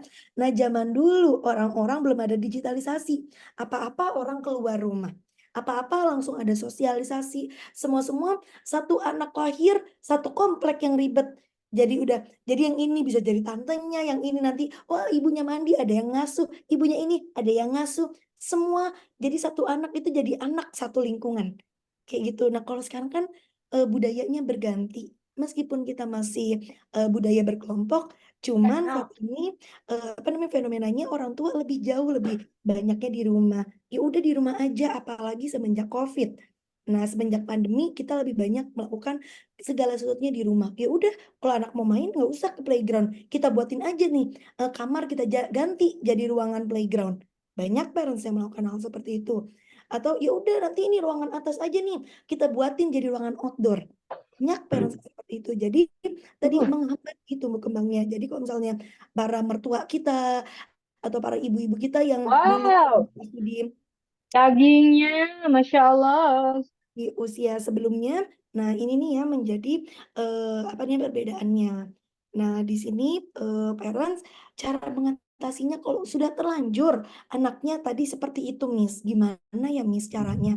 Ini parents, kita pertama, kalau parents jauh di sini mungkin asumsi saya mungkin nggak cuman parents yang ada di Jakarta ya, karena parents yang ada di therapeutic parents ada juga yang dari Jambi, ada waktu itu dari Kalimantan, ada dari luar Pulau Jawa ya, ada dari apa namanya Sumatera, itu ada juga seperti itu. Jadi di sini biasanya saya parents kalau jauh dari apa namanya dari penyedia layanan medis untuk tumbuh kembang anak, nggak ada Miss di sini terapi anak. Di sini terapinya adanya orang dewasa untuk stroke, untuk pasca kecelakaan, nggak ada untuk anak. Ini gimana ya? Nah, di sini parents kita boleh menstimulasi kembali dari tugas-tugas perkembangan yang sudah terlewati. Cara menstimulasinya gimana? Parents cek lagi di tadi ya, di 3 slide milestone dan perkembangan. Kita cek ini yang belum terlewati, yang PR yang mana? Kan tuh mama bisa ngeliat, oh ini PR-nya ini, PR-nya ini. Itu kita kerjain. Ya nggak apa-apa, PR di usia 9 bulan, anaknya udah 2 tahun, ya dikerjain. Misalnya, oh anaknya nggak pernah merangkak. Oke, kita ajarin merangkak. Masuk terowongan gitu ya. Atau tadi mama kalau nggak punya terowongan-terowongan, pakai ini, pakai kursi, di atasnya dikasih, apa namanya, dikasih spray. Anaknya jalan di bawahnya. Boleh. Seperti itu. Jadi kita banyak kegiatan-kegiatan yang kita ulangi lagi, kita stimulasi kembali yang sudah terlewati. Kalau mau tanya, Miss, saya nggak bisa screening. Saya jauh, saya ada di luar kota yang di kota terpencil atau kota kecil. Gimana ya, Miss? Cek aja dulu, Moms. 3 tadi slide terdepan saya, itu screening awal dari tumbuh kembang anak. Dicek dulu, oh anak saya usia 3 tahun, ceknya mundur. Dari usia 0 sampai 36 bulan. Oh ternyata 36 bulan udah bisa semua. Boleh maju 1 tahun. Jadi usia 48 bulan. Ternyata 48 bulan, ah belum banyak yang anak saya bisa. Ya nggak apa-apa. Memang belum usianya. Jadi tenang. Anak masih punya waktu untuk berprogres. Seperti itu.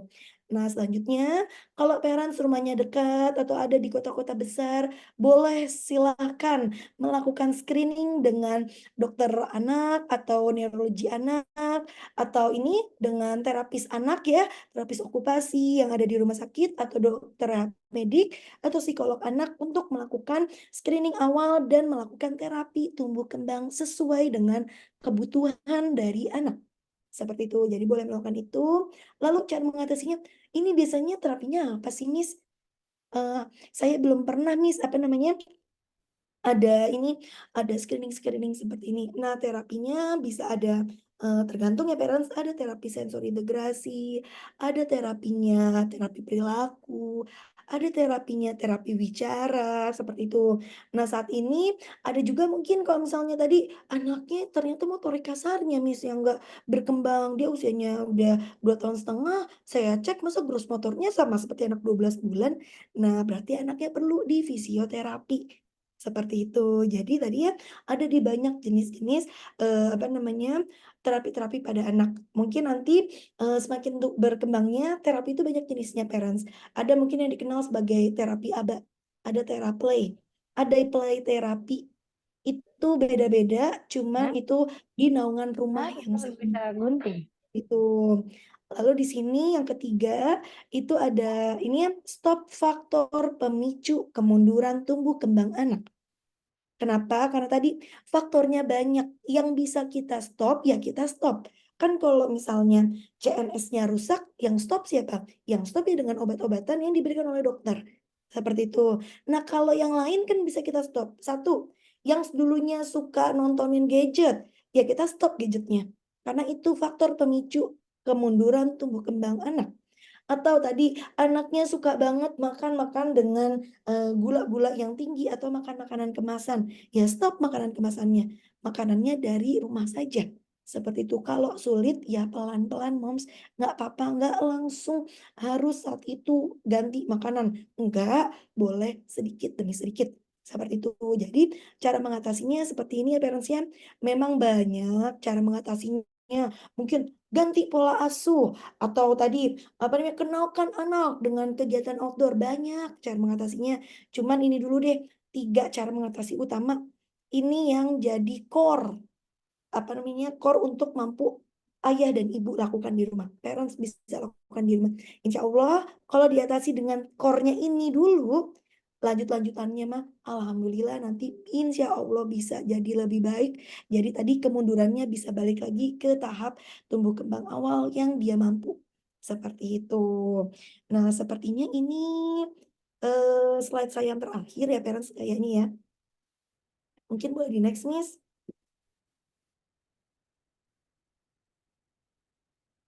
Kalau parents mau tanya, oh iya benar. Kalau parents mau tanya, oh kalau kegiatan-kegiatannya secara khusus gimana ya, Miss? Nah nanti mungkin parents boleh tanya aja di Q&A gitu ya. Jadi memang nggak saya jabarkan di Zoom, karena kenapa? Beda usia, beda kebutuhan, beda hambatan, kegiatannya pun beda. Jadi nanti boleh aja ditanya di kolom komentar, maaf kolom chat. Nanti saya akan jawabin, oh kalau kayak gini kegiatannya gini, oh kalau hambatannya gini kegiatannya gini. Jadi nanti akan saya bantu. Jadi kalau kegiatan yang khusus memang nggak saya masukkan di PPT ya parents ya. Nah, mungkin tadi karena materinya udah selesai, terima kasih parents semua sudah ini ya mau mendengarkan dan juga secara atensinya secara baik gitu ya untuk mendengarkan materi dari saya. Mungkin saya akan kembalikan juga nih ke Miss Lia. Silakan Miss Lia. Oke, terima kasih Miss Tami untuk penjelasannya sangat lengkap dan mungkin cukup membantu juga ya untuk parents yang masih ada pertanyaan nih terkait dengan kemunduran anak. Nah, di sini sudah ada pertanyaan nih Miss Tami, aku izin bacakan ya dari Bunda Syafina Ririn. Oke Miss, izin tanya, saat ini sedang terapi nih anaknya gitu, tapi perkembangannya itu naik turun, terutama di taktilnya. Kata Miss-nya yang menghandle anaknya ini kurang konsisten nih stimulasinya. Nah, pertanyaannya, harus stimulasi sampai kapan? Karena kalau lagi nggak stimulasi, seminggu aja itu anaknya udah ada kemunduran lagi, jadi jijian lagi, sampai muntah-muntah. Terima kasih sebelumnya. Nah, mungkin untuk Miss Tami boleh dibantu dijawab nih.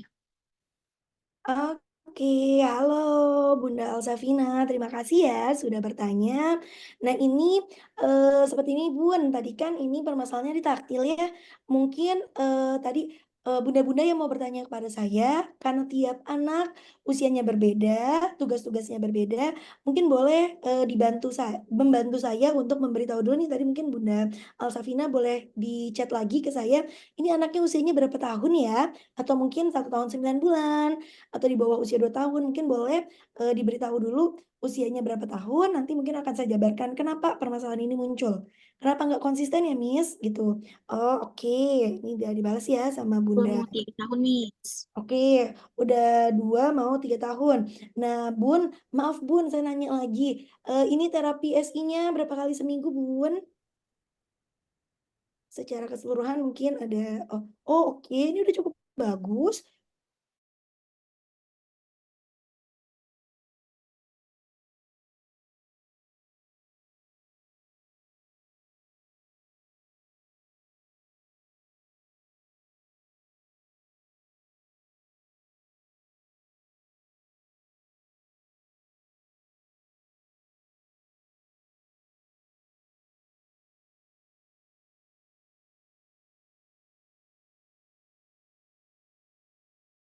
Itu adalah 2 kali pertemuan. 2 kali pertemuan dalam 1 minggu. Seperti itu. Nah, kalau pada anaknya, tadi anaknya ini kan dia udah 2 kali seminggu, Miss. Cuman kalau apa namanya datang lagi di minggu selanjutnya dia akan muntah-muntah. Nah, ini yang biasanya akan menjadi anomali pada ini ya, pada kasus-kasus yang biasa saya tangani adalah ini apakah sering tadi apa anaknya memang lagi mudah sakit atau anaknya jadi nggak rajin, nggak konsisten, Miss, nggak 2 kali seminggu. Kadang ya bisa 2 kali seminggu, kadang juga jadi cuma 1 kali seminggu. Nah, itu biasanya inkonsisten terapi menjadi salah satu sebab ya parents ya, apa namanya penyebab dari gak matangnya taktil. Seperti itu. Nah, yang kedua, ini kemundurannya akan sampai seperti apa sih, Miss? Nah, kemunduran taktil parents, taktil itu pada anak itu unik gitu ya. Nah, taktil kenapa taktil unik? Karena satu taktil yang paling mudah diinputkan. Taktil yang paling kalau kita apa namanya compare atau kita bandingkan taktil itu yang paling harusnya paling cepat untuk apa namanya matangnya dibandingkan dengan sensori-sensori lainnya. Seperti itu karena dia paling mudah diinputkan dan paling gampang juga dilakukan oleh orang awam. Nah, nantinya sama mama, kalau memang anaknya up and down banget pada anak-anak usia 2 3 tahun, ini kan penyebabnya banyak ya. Maaf, dampaknya banyak. Satu, anaknya jadi picky eater. Anaknya jadi rigid pada tekstur-tekstur baju tertentu. Nah, ini akan saya ajarkan juga di tugas-tugas input taktil yang dilakukan di rumah. Anak usia 2 3 tahun, satu, parents, boleh anaknya dimandikan dengan sabut mandi. Jadi kita tidak menunggu inputan taktil hanya ketika terapi. Terapi kan dilakukan oleh miss-nya. Sedangkan miss-nya kan ya dalam satu waktu nggak mungkin hanya menginputkan taktil aja. Tapi kan juga menginputkan di titik sensori lainnya. Seperti itu. Jadi nanti parents boleh di rumah membantu karena ini mungkin parents maaf terapisnya, iya moms ini taktilnya kalau saya kasih lagi dia muntah-muntah lagi atau ada ini refleksnya kayak mau ini ya enek gitu ya kayak mau muntah gitu ya. Nah ini sama parents boleh di satu anaknya dimandikan dengan sabut mandi. Sabut mandi itu ini loh parents yang puff mandi yang kalau disabunin itu keluar busa-busanya. Jadi bukan dimandiin dengan busa, tapi harus pakai si puffnya itu. Soalnya kita mau cari puffnya itu apa namanya jaringnya itu mengenai si kulitnya anak. Kalau anaknya ternyata ternyata anak saya malah jejeritan, Miss takut gitu ya, boleh mundur ke spons. Ada juga ya spons mandi ya, kayak untuk baby. Jadi kayak spons cuci piring, tapi ini spons untuk mandi. Jadi mama bisa cari di Shopee ada, di toko-toko ini baby juga ada. Jadi boleh pakai spons mandi. Itu mundur satu level. Mundur lagi anak saya nggak bisa, Miss, udah ngeliat sponsnya langsung gak mau mandi, langsung nangis malah tantrum. Mundur lagi boleh parents, mundur lagi ini tahap terdasar, mandinya pakai sabun batang, jadi jangan dikasih sabun cair seperti itu. Jadi sabun batang jangan digini-gini ini ya, jadi banyak busanya baru diusapin ke anak, tapi ini batangnya ditaruh di badannya anak seperti ini. Jadi kita inputkan di bagian-bagian yang tertutup oleh pakaian sehari-hari. Seperti itu. Jadi kita selalu menginputkan ini ya taktil. Jadi anaknya mengurangi respon muntah.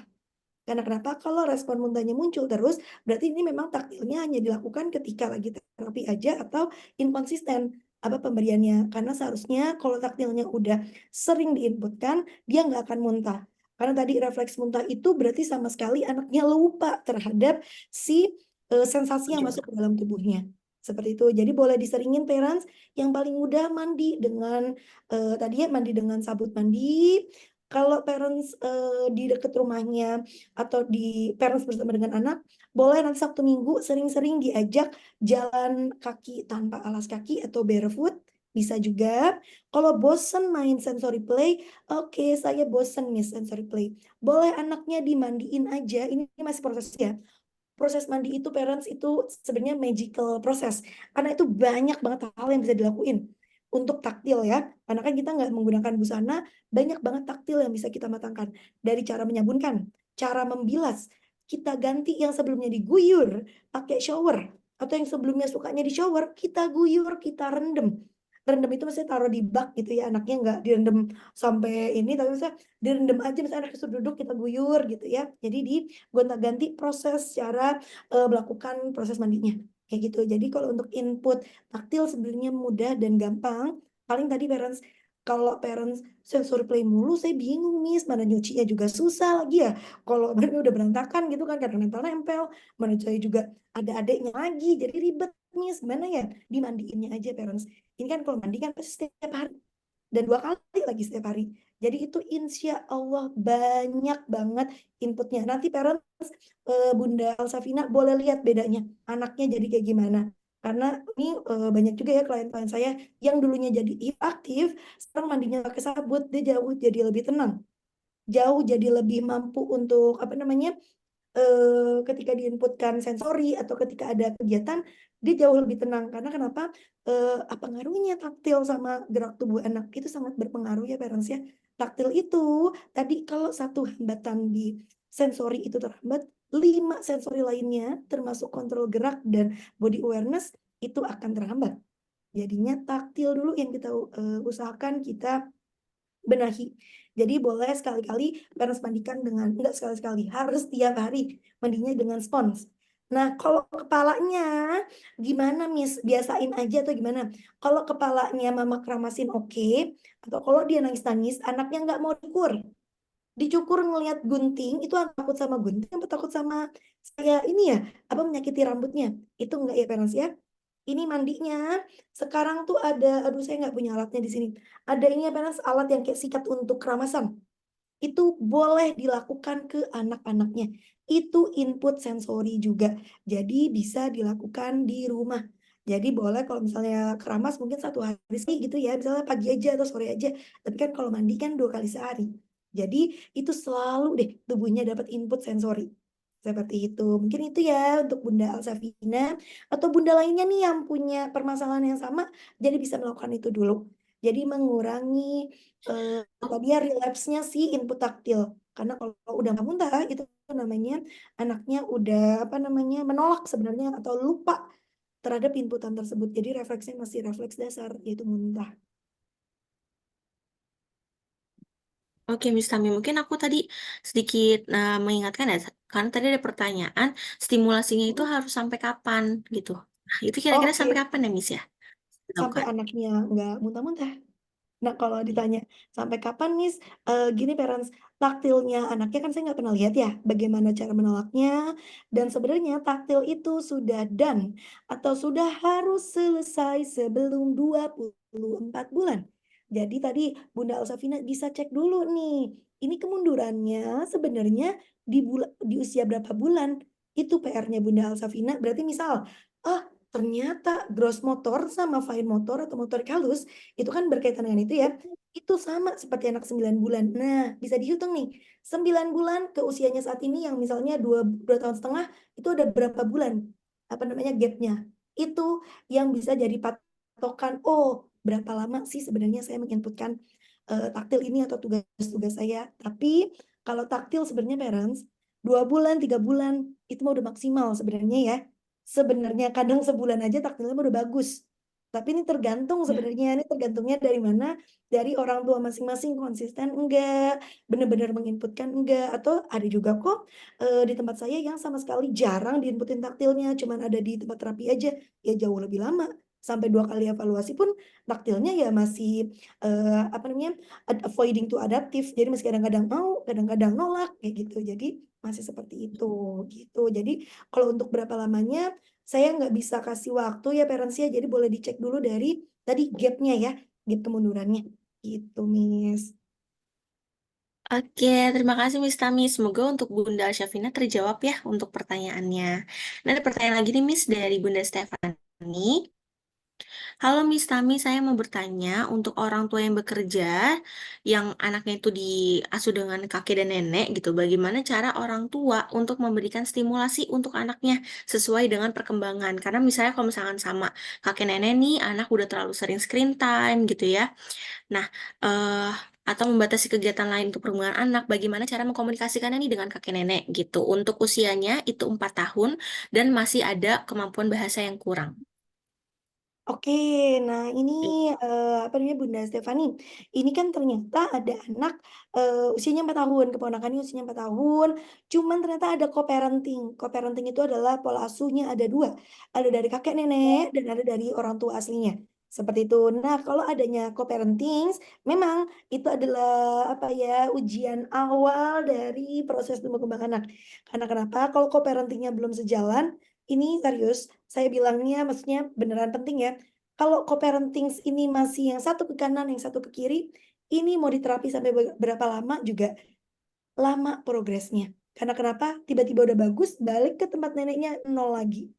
Balik lagi ke mamahnya, kita ini lagi, kita simulasi, kita diasuh lagi sama neneknya, balik lagi. Nah, ini co-parenting ini mungkin yang salah satu apa namanya, saran dari saya mungkin boleh dikomunikasikan terlebih dahulu ya antara orang tua dan juga nenek kakek untuk memahami, "Ma, ini anak saya tuh jadi ada hambatan perkembangan karena main game terus atau main gadget mulu." Nah, mungkin mama papa juga mungkin bisa memberikan solusi. Kalau misalnya, oh ternyata neneknya nggak mau nih dengan solusi itu, udah diurusin masih mending, kenapa jadi ngatur-ngatur? Mungkin orang tuanya kan kadang ada orang tua yang seperti itu ya, eee, ya berarti kita memberikan solusi yang lain. Misalnya mama tadi, apa namanya, memberikan, pengasuh untuk anaknya, yang mana pengasuh ini kan bisa kita bentuk kan ya, proses pengasuhan untuk anak saya maunya seperti ini, nggak ada gadget, harus di-input-kan sensory play, harus seperti ini. Jadinya itu bisa searah dengan atau satu tujuan dengan apa yang dituju oleh parent sendiri. Jadi kalau tadi adanya co-parenting, ini core permasalahan utamanya itu ada di komunikasi. Silakan saling dipahami dulu, tapi kalau ini udah terapi, ini salah satu trik dari saya, nanti neneknya aja yang suruh anter. Jadi ketika terapisnya report, neneknya denger, "Oh, jadi kalau cucu saya dikasih HP, begini nih jadinya. Tapi kalau nggak dikasih HP, nanti kita kasih lihat, kita comparing." Kan apa namanya, di klinik itu kan banyak anak ya, banyak anak yang mungkin baru masuk awal terapi, ada anak yang udah lama, kita bisa kasih lihat, "Mah, ini lihat ya, ini anak yang ada di depan mama, yang di situ tuh lagi main, itu anak yang udah nggak pegang gadget. Dulunya sama seperti anaknya mama atau anaknya nenek, ini usianya sama, mirip-mirip, usianya 11, 12. Nah, sekarang dia udah lebih mampu bermain atau bersosialisasi. Meskipun verbalnya belum bagus atau verbalnya ya segitu gitu ya, masih agak cadel-cadel, tapi udah mulai mau membaur. Dulunya cuek bebek gitu. Nah, sekarang kalau misalnya kita tadi tetap membiasakan adanya screen time berlebihan, gadget diberikan terus, ya ini anaknya nanti masih lari-larian seperti ini moms nih, seperti si adik masih lari-larian, terus juga belum memahami inisiasi bermain. Nah, itu jadi kita bisa comparing, seperti itu. Jadi kan kadang orang tua itu, gini, kalau nggak ada bukti nyatanya dia nggak akan percaya. Karena ya yang dia pahami ya apa yang Iya. dia mau lihat, seperti itu. Jadi ya kita comparing, kita kasih lihat ini contoh nyatanya. Kan kalau itu kan kita nggak bohong. Kadang kita jangan, "Iya paling Miss mah," kan karena Miss juga orang tua muda, jadi nggak paham deh tuh perubahan, apa, anak lah, saya mah anaknya udah banyak, udah tua-tua, bahkan udah nikah. Kadang kan kita di-compare gitu ya, tapi ya ya Moms, saya paham Mama udah, apa namanya, mengasuh banyak anak, mendidik banyak anak, cuman ini berbeda ya Moms ya, pola pola apa namanya, culture-nya dan lain sebagainya. Jadi kita biasanya juga memahami dengan pemberian, apa, comparing dan komunikasi dengan parents. Jadi triknya boleh tuh tadi kalau udah terapi, neneknya suruh ini ya, apa, antar anaknya terapi. Jadinya apa namanya, neneknya tahu kalau ternyata apa yang dia lakukan itu salah, gitu. Jadi kalau screen time, itu tadi ya, itu pintu awal membuka kemunduran tumbuh kembang. Mungkin nggak kelihatan sekarang, tapi nanti saat lagi bersekolah, bahkan akan lebih terlihat anaknya jadi bosenan, anaknya matematika atau dengan ini, pemecahan masalah logis dan dasar, itu akan lebih sulit. Seperti itu. Jadi, mungkin bukan sekarang, tapi nanti. Karena semua tugas perkembangan yang terhambat dan belum selesai akan ditagih oleh tubuh. Nah, itu sih. Nah, tadi ya kalau cara mengkomunikasikannya kayaknya saya udah jawab gitu ya, untuk dibawa atau tadi dibuktikan. Karena kalau dia belum lihat secara ini, dia selalu bilang, "Ah, itu mah teori doang, Miss. Paling juga nggak kayak gitu, itu kan cuma teori tuh, teori orangnya bule-bule." Gitu. Nah, kalau dia udah lihat sendiri gitu ya orang Indonesia, itu anaknya ada di depan matanya gitu ya. Nah, itu dia pasti kadang sudah lebih terenyuh sih, biasanya kakek nenek gitu. Mungkin itu ya bisa apa namanya, membantu menjawab Bunda Stefani. Oke, semoga terjawab ya untuk Bunda Stefani dan itu real kok, itu pernah juga ada yang emang diantar sama kakek nenek dan kalau misalkan kita yang langsung report ke kakek nenek tuh mereka lebih langsung kayak, oh iya ya Miss gitu, oh iya bener ya, ya udah deh nanti saya stop aja gitu dan rata-rata kan kalau misalnya kakek nenek kan lebih didengarkan ya oleh anak-anaknya, which is itu orang tuanya si anak-anak gitu. Jadi boleh tuh kalau misalkan nanti mungkin mau datang terapi, diajak untuk kakek neneknya gitu. Oke, selanjutnya pertanyaan lagi nih Miss dari Bunda Sri Wahyuni. Izin bertanya Miss, anak saya usia 3 tahun 1 bulan, sedang TW, terapi TW, dan SI karena speech delay. Sekarang udah bertambah nih kosakatanya, udah meniru juga, tapi PR-nya masih belum bisa merangkai kata gitu. Habis itu masih belum bisa merangkai kata yang bisa, baru nggak mau. Oh, oke. Pertanyaannya, stimulasi apa supaya kemampuan merangkai katanya meningkat? Oke. Frekuensi terapinya SI 1 kali, TW 2 kali. Oh, oke. Halo Bunda Sri, alhamdulillah ya, senang banget nih dengernya, ternyata anaknya sekarang udah mulai mau copy, banyak kata-kata yang sudah keluar, kalau untuk merangkai 2 kata, tadi masih on off atau masih inkonsisten, seperti itu. Padahal kalau tadi kita lihat, oh anaknya, apa, udah usia 3 tahun 1 bulan atau 37 bulan ternyata belum mampu bercerita ini tadi ada kan ada narrative sequencing ya, atau tadi bercerita terus-menerus dengan kalimat-kalimat pendek. Nah, ini gimana Miss? Gini parents, ini, jadi saya biar lebih transparan ya. Jadi gini, sebelum kita naik tangga, kita cek lagi sebelumnya kemundurannya ada di mana. Kita cek lagi di tadi mungkin ada parents juga yang minta, "Saya mau, apa namanya, mau lihat lagi milestone-nya." Nanti mungkin ini, Miss-nya boleh dibuka lagi Miss, apa namanya, tadi slide yang tadi ya, yang milestone itu, biar tadi ada parents yang mau screenshot juga bisa screenshot. Nah, saya mau jelasin dari situ. Jadi gini, kalau dia usianya sambil ini menunggu ya, saya menunggu di share screen, saya akan verbalkan dulu. Kalau dia usianya 3 tahun 1 bulan, nah sebelumnya permasalahannya adalah anak saya masih belum mau berbicara atau belum mau memverbal. Seperti itu tuh tadi verbalnya juga on off, hanya 1 kata. Ini kita, maju dulu Miss, mundur lagi. Nah di sini, kita lihat ya, maju lagi Miss. Maaf maaf Miss, boleh di belakang dulu ya sebentar. Nah, ini kita lihat sebentar ya parents ya, yang paling bawah yang di 9 months, paling bawah banget di 9 months. Ini saya contohin ya, jadi kita punya gambaran, kita tidak memburu-buru anak dan tidak memburu-buru proses. Karena kenapa? Anaknya kasihan. Itu salah satu, apa namanya, ini apa yang saya empati pada anak, anaknya kasihan padahal anaknya berprogres loh. Ini kita lihat di 9 months. 9 months itu bisa apa? 9 months itu paling bawah di sini ya, di speech language, itu anaknya sudah bisa imitate suara, seperti itu ya, di situ ya. Dia sudah bisa, apa namanya, mengimitasi misalnya gajah, ga atau ja, ja. Bunda, ndah. Nah, itu dia udah mulai ada imitate suara kita. Padahal tapi tetap ada masih ada bubblingnya, it's okay. Itu di 9 bulan. Kalau itu munculnya di usia 2,5 tahun, 3 tahun, berarti kita bisa coba, saya mau tanya, berarti itu ada di usianya berapa sebenarnya parents di usia 9 bulan? Berarti PR-nya ada berapa bulan itu untuk mengejar dari 9 ke usia 20, berarti 30 bulan ya, di usia 30 bulan. Itu kan berarti ada di 21 bulan tuh PR-nya ya. Nah, itu yang kita kejar, makanya kita memberikan terapi bicara. Nah, boleh di next, Miss. Tadi itu kan 9 bulan. Kalau dia cuma bisa, ndah, ikutin kita. Kayak gitu. Nah, kalau di 12 bulan dia udah bisa tuh apa namanya? Bubbles, gesture. Ini nih apa namanya, udah lebih banyak imitasinya. Jadi kalau misalnya tadi babbling aja, nah ini udah lebih oke nih, Bunda, udah kayak gitu tuh, ndah udah lebih sering. Seperti itu. Nah, kita naik di usia 18 bulan, dia sudah bisa apa?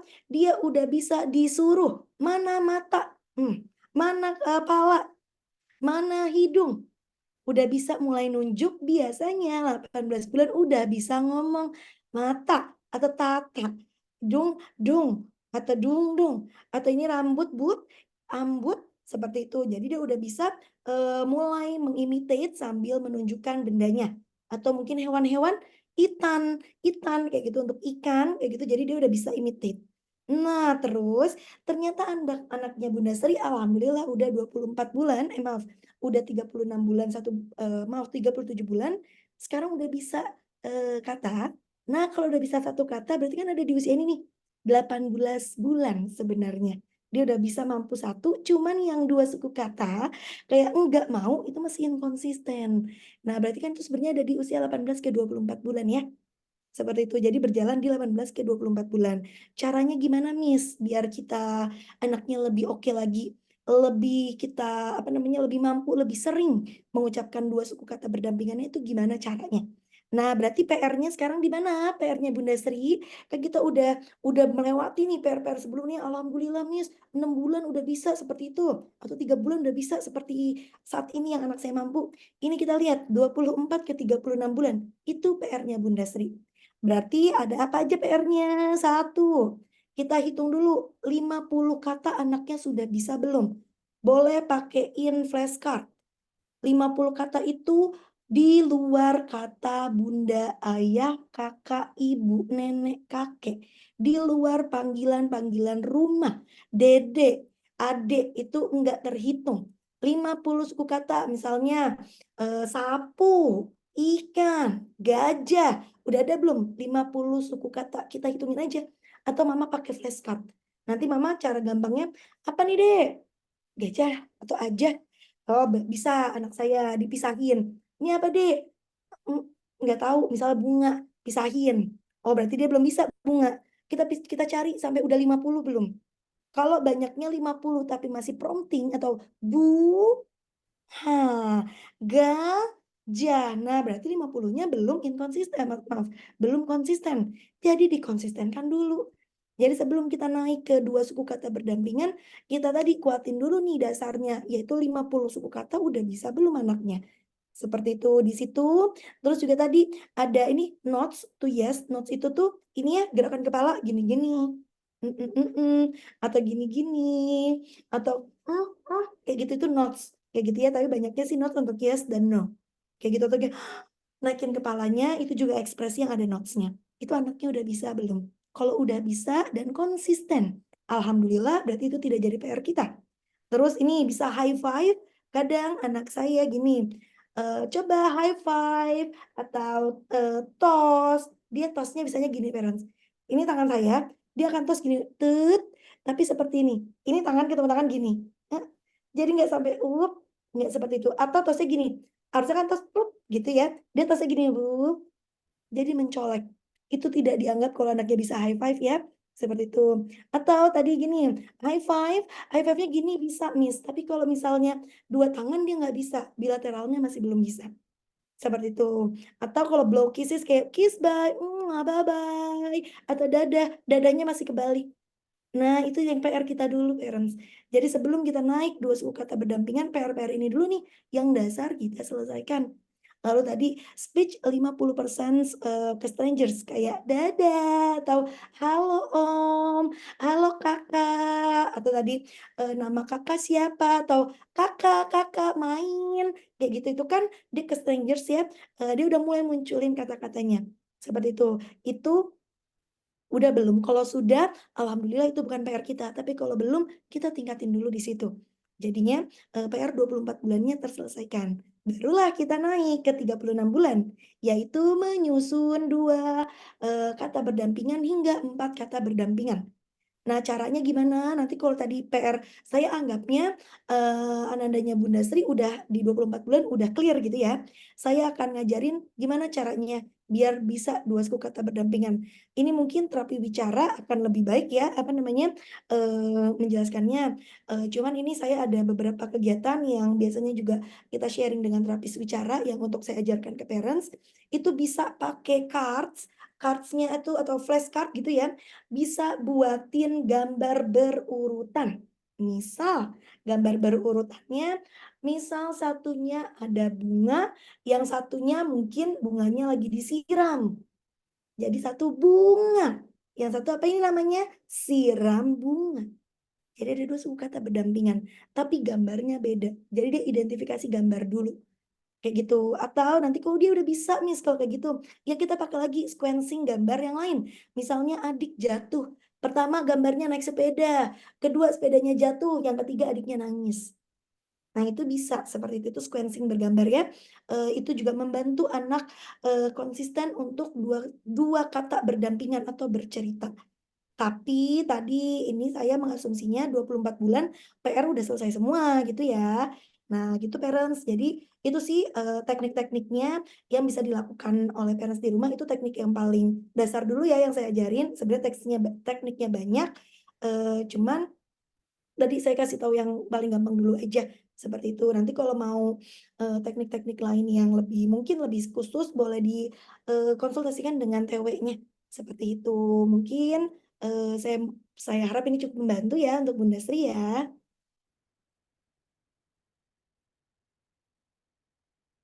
Oke, kita punya pertanyaan lagi nih, Miss. Eh, Halo, Miss, saya punya baby usia 10 bulan, sudah duduk tegak, tapi belum mau merangkak. Dan kalau misalkan diberdiriin nih, kakinya nggak mau menapak atau berdiri menyangga tubuhnya. Apakah itu termasuk keterlambatan Oh, dan oke. perlu ke DSA seperti itu? Oke, halo Bunda Aluna. Terima kasih ya sudah apa namanya? Sudah sharing terhadap kondisi anandanya saat ini. Nah, sekarang kan anandanya 10 bulan. Jadi tadi saya akan kembalikan lagi ke PR tumbuh kembang tadi yang Milestone milestone. ya? Heeh, parents boleh cek di 10 bulan anaknya harus bisa apa. Nah, tadi kan gini ya, anak saya belum mau merangkak, padahal kan merangkak ada di usia normalnya kadang ada anak yang 6 sampai 9 bulan itu udah merangkak ya. Mulai-mulai di 5 bulan udah ngangkat badannya atau ngangkat badannya seperti ini. Nanti ada 6 sampai 9 bulan itu dia udah mulai merangkak. Kayak gitu. Jadi bisa lihat di sini ya, merangkak ada di mana, ini ada di sini nih, apa namanya, udah mulai, apa namanya, merangkak seperti itu. Cuman dia 10 bulan maunya berdiri aja Miss, tapi berdirinya ngambang. Ngambang itu harus ditetah atau tadi ya kakinya nggak mau napak. Itu sebenarnya kenapa ya Miss ya? Nah di sini pada beberapa anak ada yang proses motorik kasarnya agak lama terbentuknya atau agak lama matangnya yang menyebabkan tadi, anaknya ada kemunduran atau terlewati, skip gitu ya terhadap tugas perkembangan. Nah, Moms, nantinya apa yang bisa Mama lakukan, ini karena 10 bulan ya, ini saya kasih waktu tunggu dulu, Moms. Saya kasih waktu tunggu sampai 3 bulan atau sampai 1 tahun pas deh. Saya kasih waktu tunggu sampai 1 tahun pas. Kalau tadi jinjitnya, maaf, ngambang napaknya itu masih ngambang sampai 1 tahun, terus juga, oh malas makin sekarang mah, ini Miss, apa namanya, sama sekali nggak mau merangkak, maunya tetap ditetah aja, itu nanti boleh silakan dikonsultasikan ke DSA. Ini kan karena sudah ada, ini ya, kemunduran, cuman kemundurannya agak sedikit sih, cuman ada sekitar beberapa bulan aja. Tapi biasanya kalau pada parents, ya kalau mau screening ya silakan monggo, itu, bisa dibantu juga nanti dengan fisioterapi sebenarnya pada anandanya. Karena tadi ada, red flag yaitu anaknya nggak merangkak. Cuma nanti apa harus anak saya diajarin merangkak, Miss? Nah, permasalahan nanti anaknya diajarin merangkak atau tidak, itu nanti harus saya cek terlebih dahulu ya, Moms ya. Nanti kan proses merangkaknya kan kalau misalnya udah lebih dewasa, itu beda. Cuman kita lihat lagi kebutuhannya, apakah sebenarnya ini, apa namanya, tonus-tonus ototnya udah bagus atau belum, terus juga pola geraknya sebenarnya udah bagus atau belum, kayak gitu. Itu harus kita cek dengan si fisioterapisnya juga ngecek, kayak gitu. Karena kan kalau di sini kan kita verbal aja nih. Jadi yang bisa saya sarankan tunggu dulu Moms, sampai 12 bulan, kalau ini menetap seperti ini, atau bahkan malah mundur, sama sekali nggak mau, hanya cuman mau dipegangin aja, kalau dia mau berdiri ya harus tetap ada tumpuannya. Itu silakan nanti di 12 bulan ke DSA dulu, boleh, ke psikolog anak boleh, atau ke fisio anak itu pun juga boleh. Mereka udah bisa apa namanya, nge-screening sebenarnya apa yang terjadi pada anaknya, gitu. Nah, jadi itu ya Moms Aluna mungkin, dapat membantu ya untuk tumbuh kembang anaknya nih. Oke, semoga terjawab ya untuk Bunda Aluna. Nah, pokoknya balik lagi ya ke milestone-nya kayak gitu. Oke, selanjutnya ada dari Bunda, apakah masih ada Bunda Melur di sini? Oh iya, oke masih ada. Ada pertanyaan dari Bunda Melur. Apakah anak yang dikatakan aktif ADHD atau ASD, speech delay, lebih baik dimasukkan ke sekolah alam? Sekolah apa sih yang cocok untuk anak-anak seperti ini? Terima kasih, Miss. Oke, halo Bunda Melur. Terima kasih ya sudah bertanya. Nah, ini sebenarnya depends ya Bunda, atau tadi tergantung pada parents itu sendiri, tergantung pada culture parents, tergantung pada financial parents, karena setiap keluarga punya goals masing-masing terhadap anak-anak yang diasuhnya. Seperti itu. Nah, di sini parents nggak melulu kok anak ASD dan ADHD harus ditaruh di sekolah alam. Karena kenapa? Saya punya keponakan juga, dia ada di Terapeutik Cipayung, dia bersekolah juga, dia anak dengan autism, seperti itu, dan bersekolah di sekolah normal, seperti itu. Jadi sebenarnya ini depends dari orang tuanya ya, ada orang tua yang, "Enggak ah, saya lebih enjoy kalau anak saya, bermain aja." Ya silahkan, boleh dibawa ke sekolah alam, habis itu secara finansial oke, ya silahkan. Tapi kalau misalnya, "Ah, ini anak saya masih kok mampu untuk saya bentukkan keperilakuannya dan keperilakuan dasar dalam pembelajaran, anak saya mampu kok, kayak fokus untuk 30 menit, 45 menit, ini anak saya masih bisa." Dengan meskipun ya masih ada ini kasusnya di keponakan saya, keponakan saya sampai saat ini dia usianya, saat ini dia masuk kelas 3 mau ke kelas 4 cuman dia masih ada di OT. OT itu okupasi terapi, seperti itu, dia terus di OT, tapi mamanya kayak, "Ya nggak apa-apa dia biar aja di OT," untuk tadi maintenance dari kebutuhan-kebutuhan yang memang harusnya di-input-kan oleh terapisnya. Tapi dia tidak ada shadow teacher. Di sekolah dia sekolah sendiri, bisa berangkat sendiri, bisa pulang sendiri, karena sekolahnya sih sebenarnya ya di dekat rumahnya, jadi si SD negerinya itu kayak deket gitu rumahnya, tapi dia udah tahu nih aware, "Oh itu rumah saya pulang ke sana." Seperti itu. Jadi, sebenarnya itu, apa ya, culture ataupun tadi ya goals-nya orang tua masing-masing sih. Boleh dimasukin sekolah biasa, ada juga kok parents saya, "Enggak Miss, saya masukin aja sekolah biasa." Karena kan kalau dari kurikulum, dulu saya bekerja di Kemendikbud, semua sekolah itu sekolah inklusi. Nggak ada yang sekolah inklusi yang harus menyatakan dirinya inklusi. Karena semua SD negeri itu inklusi parents. Di kurikulum Merdeka itu ada kurikulum inklusi. Ya kadang yang salahnya adalah gurunya yang memang belum mampu gitu ya. Cuman secara, apa namanya, tatanan ini kurikulum yang saya bentukkan itu kurikulum Merdeka itu ada, apa namanya, proses penilaian untuk anak-anak dengan, gangguan-gangguan tertentu, dengan gangguan-gangguan tumbuh kembang. Jadi nggak perlu di, sekolah alam pun juga nggak apa-apa sebenarnya. Dan apa namanya, itu kembali lagi, jadi adik-adik dan ASD enggak disekolahin alam pun kalau anaknya mampu mah nggak apa-apa. Tapi, terus cara tahunya mampu sama nggak mampu gimana, Miss? Di-screening atau gimana ya? Itu boleh nanti kalau mama anaknya, di sekolahnya ada psikolog, boleh minta screening. Kalau anaknya udah di terapeutik, boleh juga di-screening untuk kesiapan sekolah. Nanti terapeutik atau psikolog yang ada di cabang-cabang tertentu akan ini ya, akan memberikan saran, "Mom, ini anaknya kayaknya bagusnya di sekolah alam." "Oh, ini anaknya mah nggak usah sekolah alam, Mom, sekolah biasa udah mampu." Karena kan tipenya berbeda ya, seperti itu. Tipe mampu belajarnya pun berbeda. Jadi ada kriteria anak-anak tertentu, "Oh ini mah sekolahnya sekolah alam." Ada anak dengan ASD, dengan tipe-tipe atau perilaku tertentu, "Oh enggak, ini sekolah alam opsional, sekolah negeri yang apa, atau sekolah biasa gitu ya, yang kita lebih anjurkan." Itu pun ada. Atau tadi, "Harus nggak pakai shadow teacher?" Atau, "Nggak usah pakai shadow teacher, anak saya mampu nggak ya?" Itu silakan boleh di-screening ya, bukan screening, boleh dites kesiapan sekolah pada psikolog yang ada di cabang-cabangnya. Itu mereka yang bisa decide, "Oh ini anaknya mampu enggak, harusnya sekolah yang seperti apa." Karena ya belum tentu semua anak ASD dan ADHD harus ditaruh di sekolah alam atau pesantren alam, Miss, biar boarding, biar dia, apa namanya, mandiri. Enggak, belum tentu juga cocok buat anaknya. Seperti itu. Mungkin, semoga ini cukup menjawab ya, Bunda. Oke, semoga terjawab ya untuk Bunda Melur. Terima kasih sudah bertanya.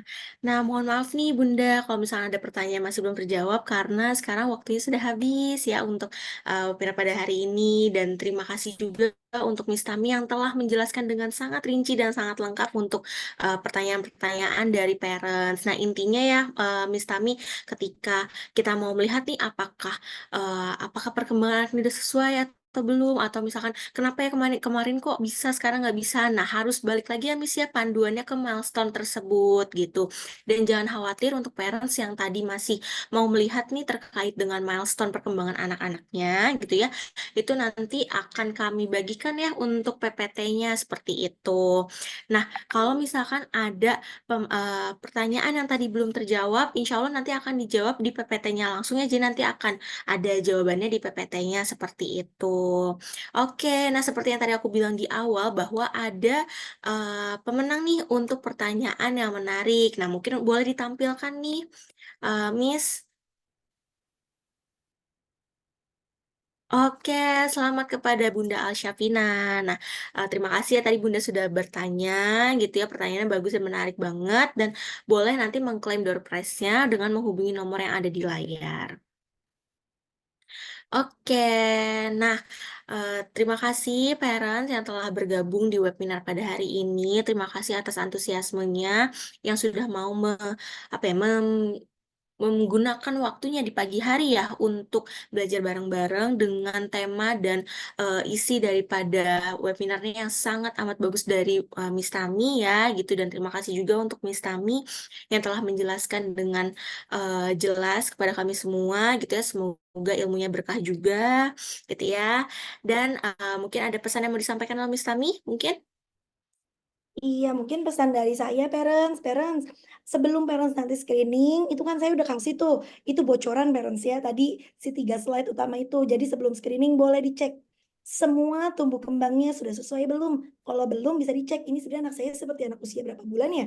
Itu kalau parents ke saya, parents ke dokter, tadi pengecekan utama tadi dari tadi slide yang saya kirimkan itu, yang ada 3 itu. Jadi boleh silakan dicek dan disimpan. Seperti itu ya parents ya, selalu kita lihat kepada tumbuh kembang anak-anak kita. Karena semua yang tidak terlewati itu menjadi PR dan PR selalu ditagih oleh tubuh kita.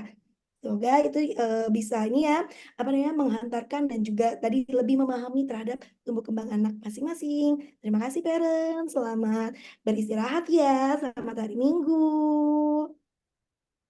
Oke, terima kasih juga Miss Tami. Nah, aku Ermalia Putri atau Miss Lia juga pamit undur diri. Terima kasih yang telah bergabung dan mohon maaf apabila ada kekurangan selama webinar pada hari ini. Semoga ilmunya bermanfaat.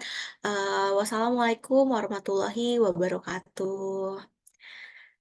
Happy weekend, parents. Selamat liburan, selamat istirahat.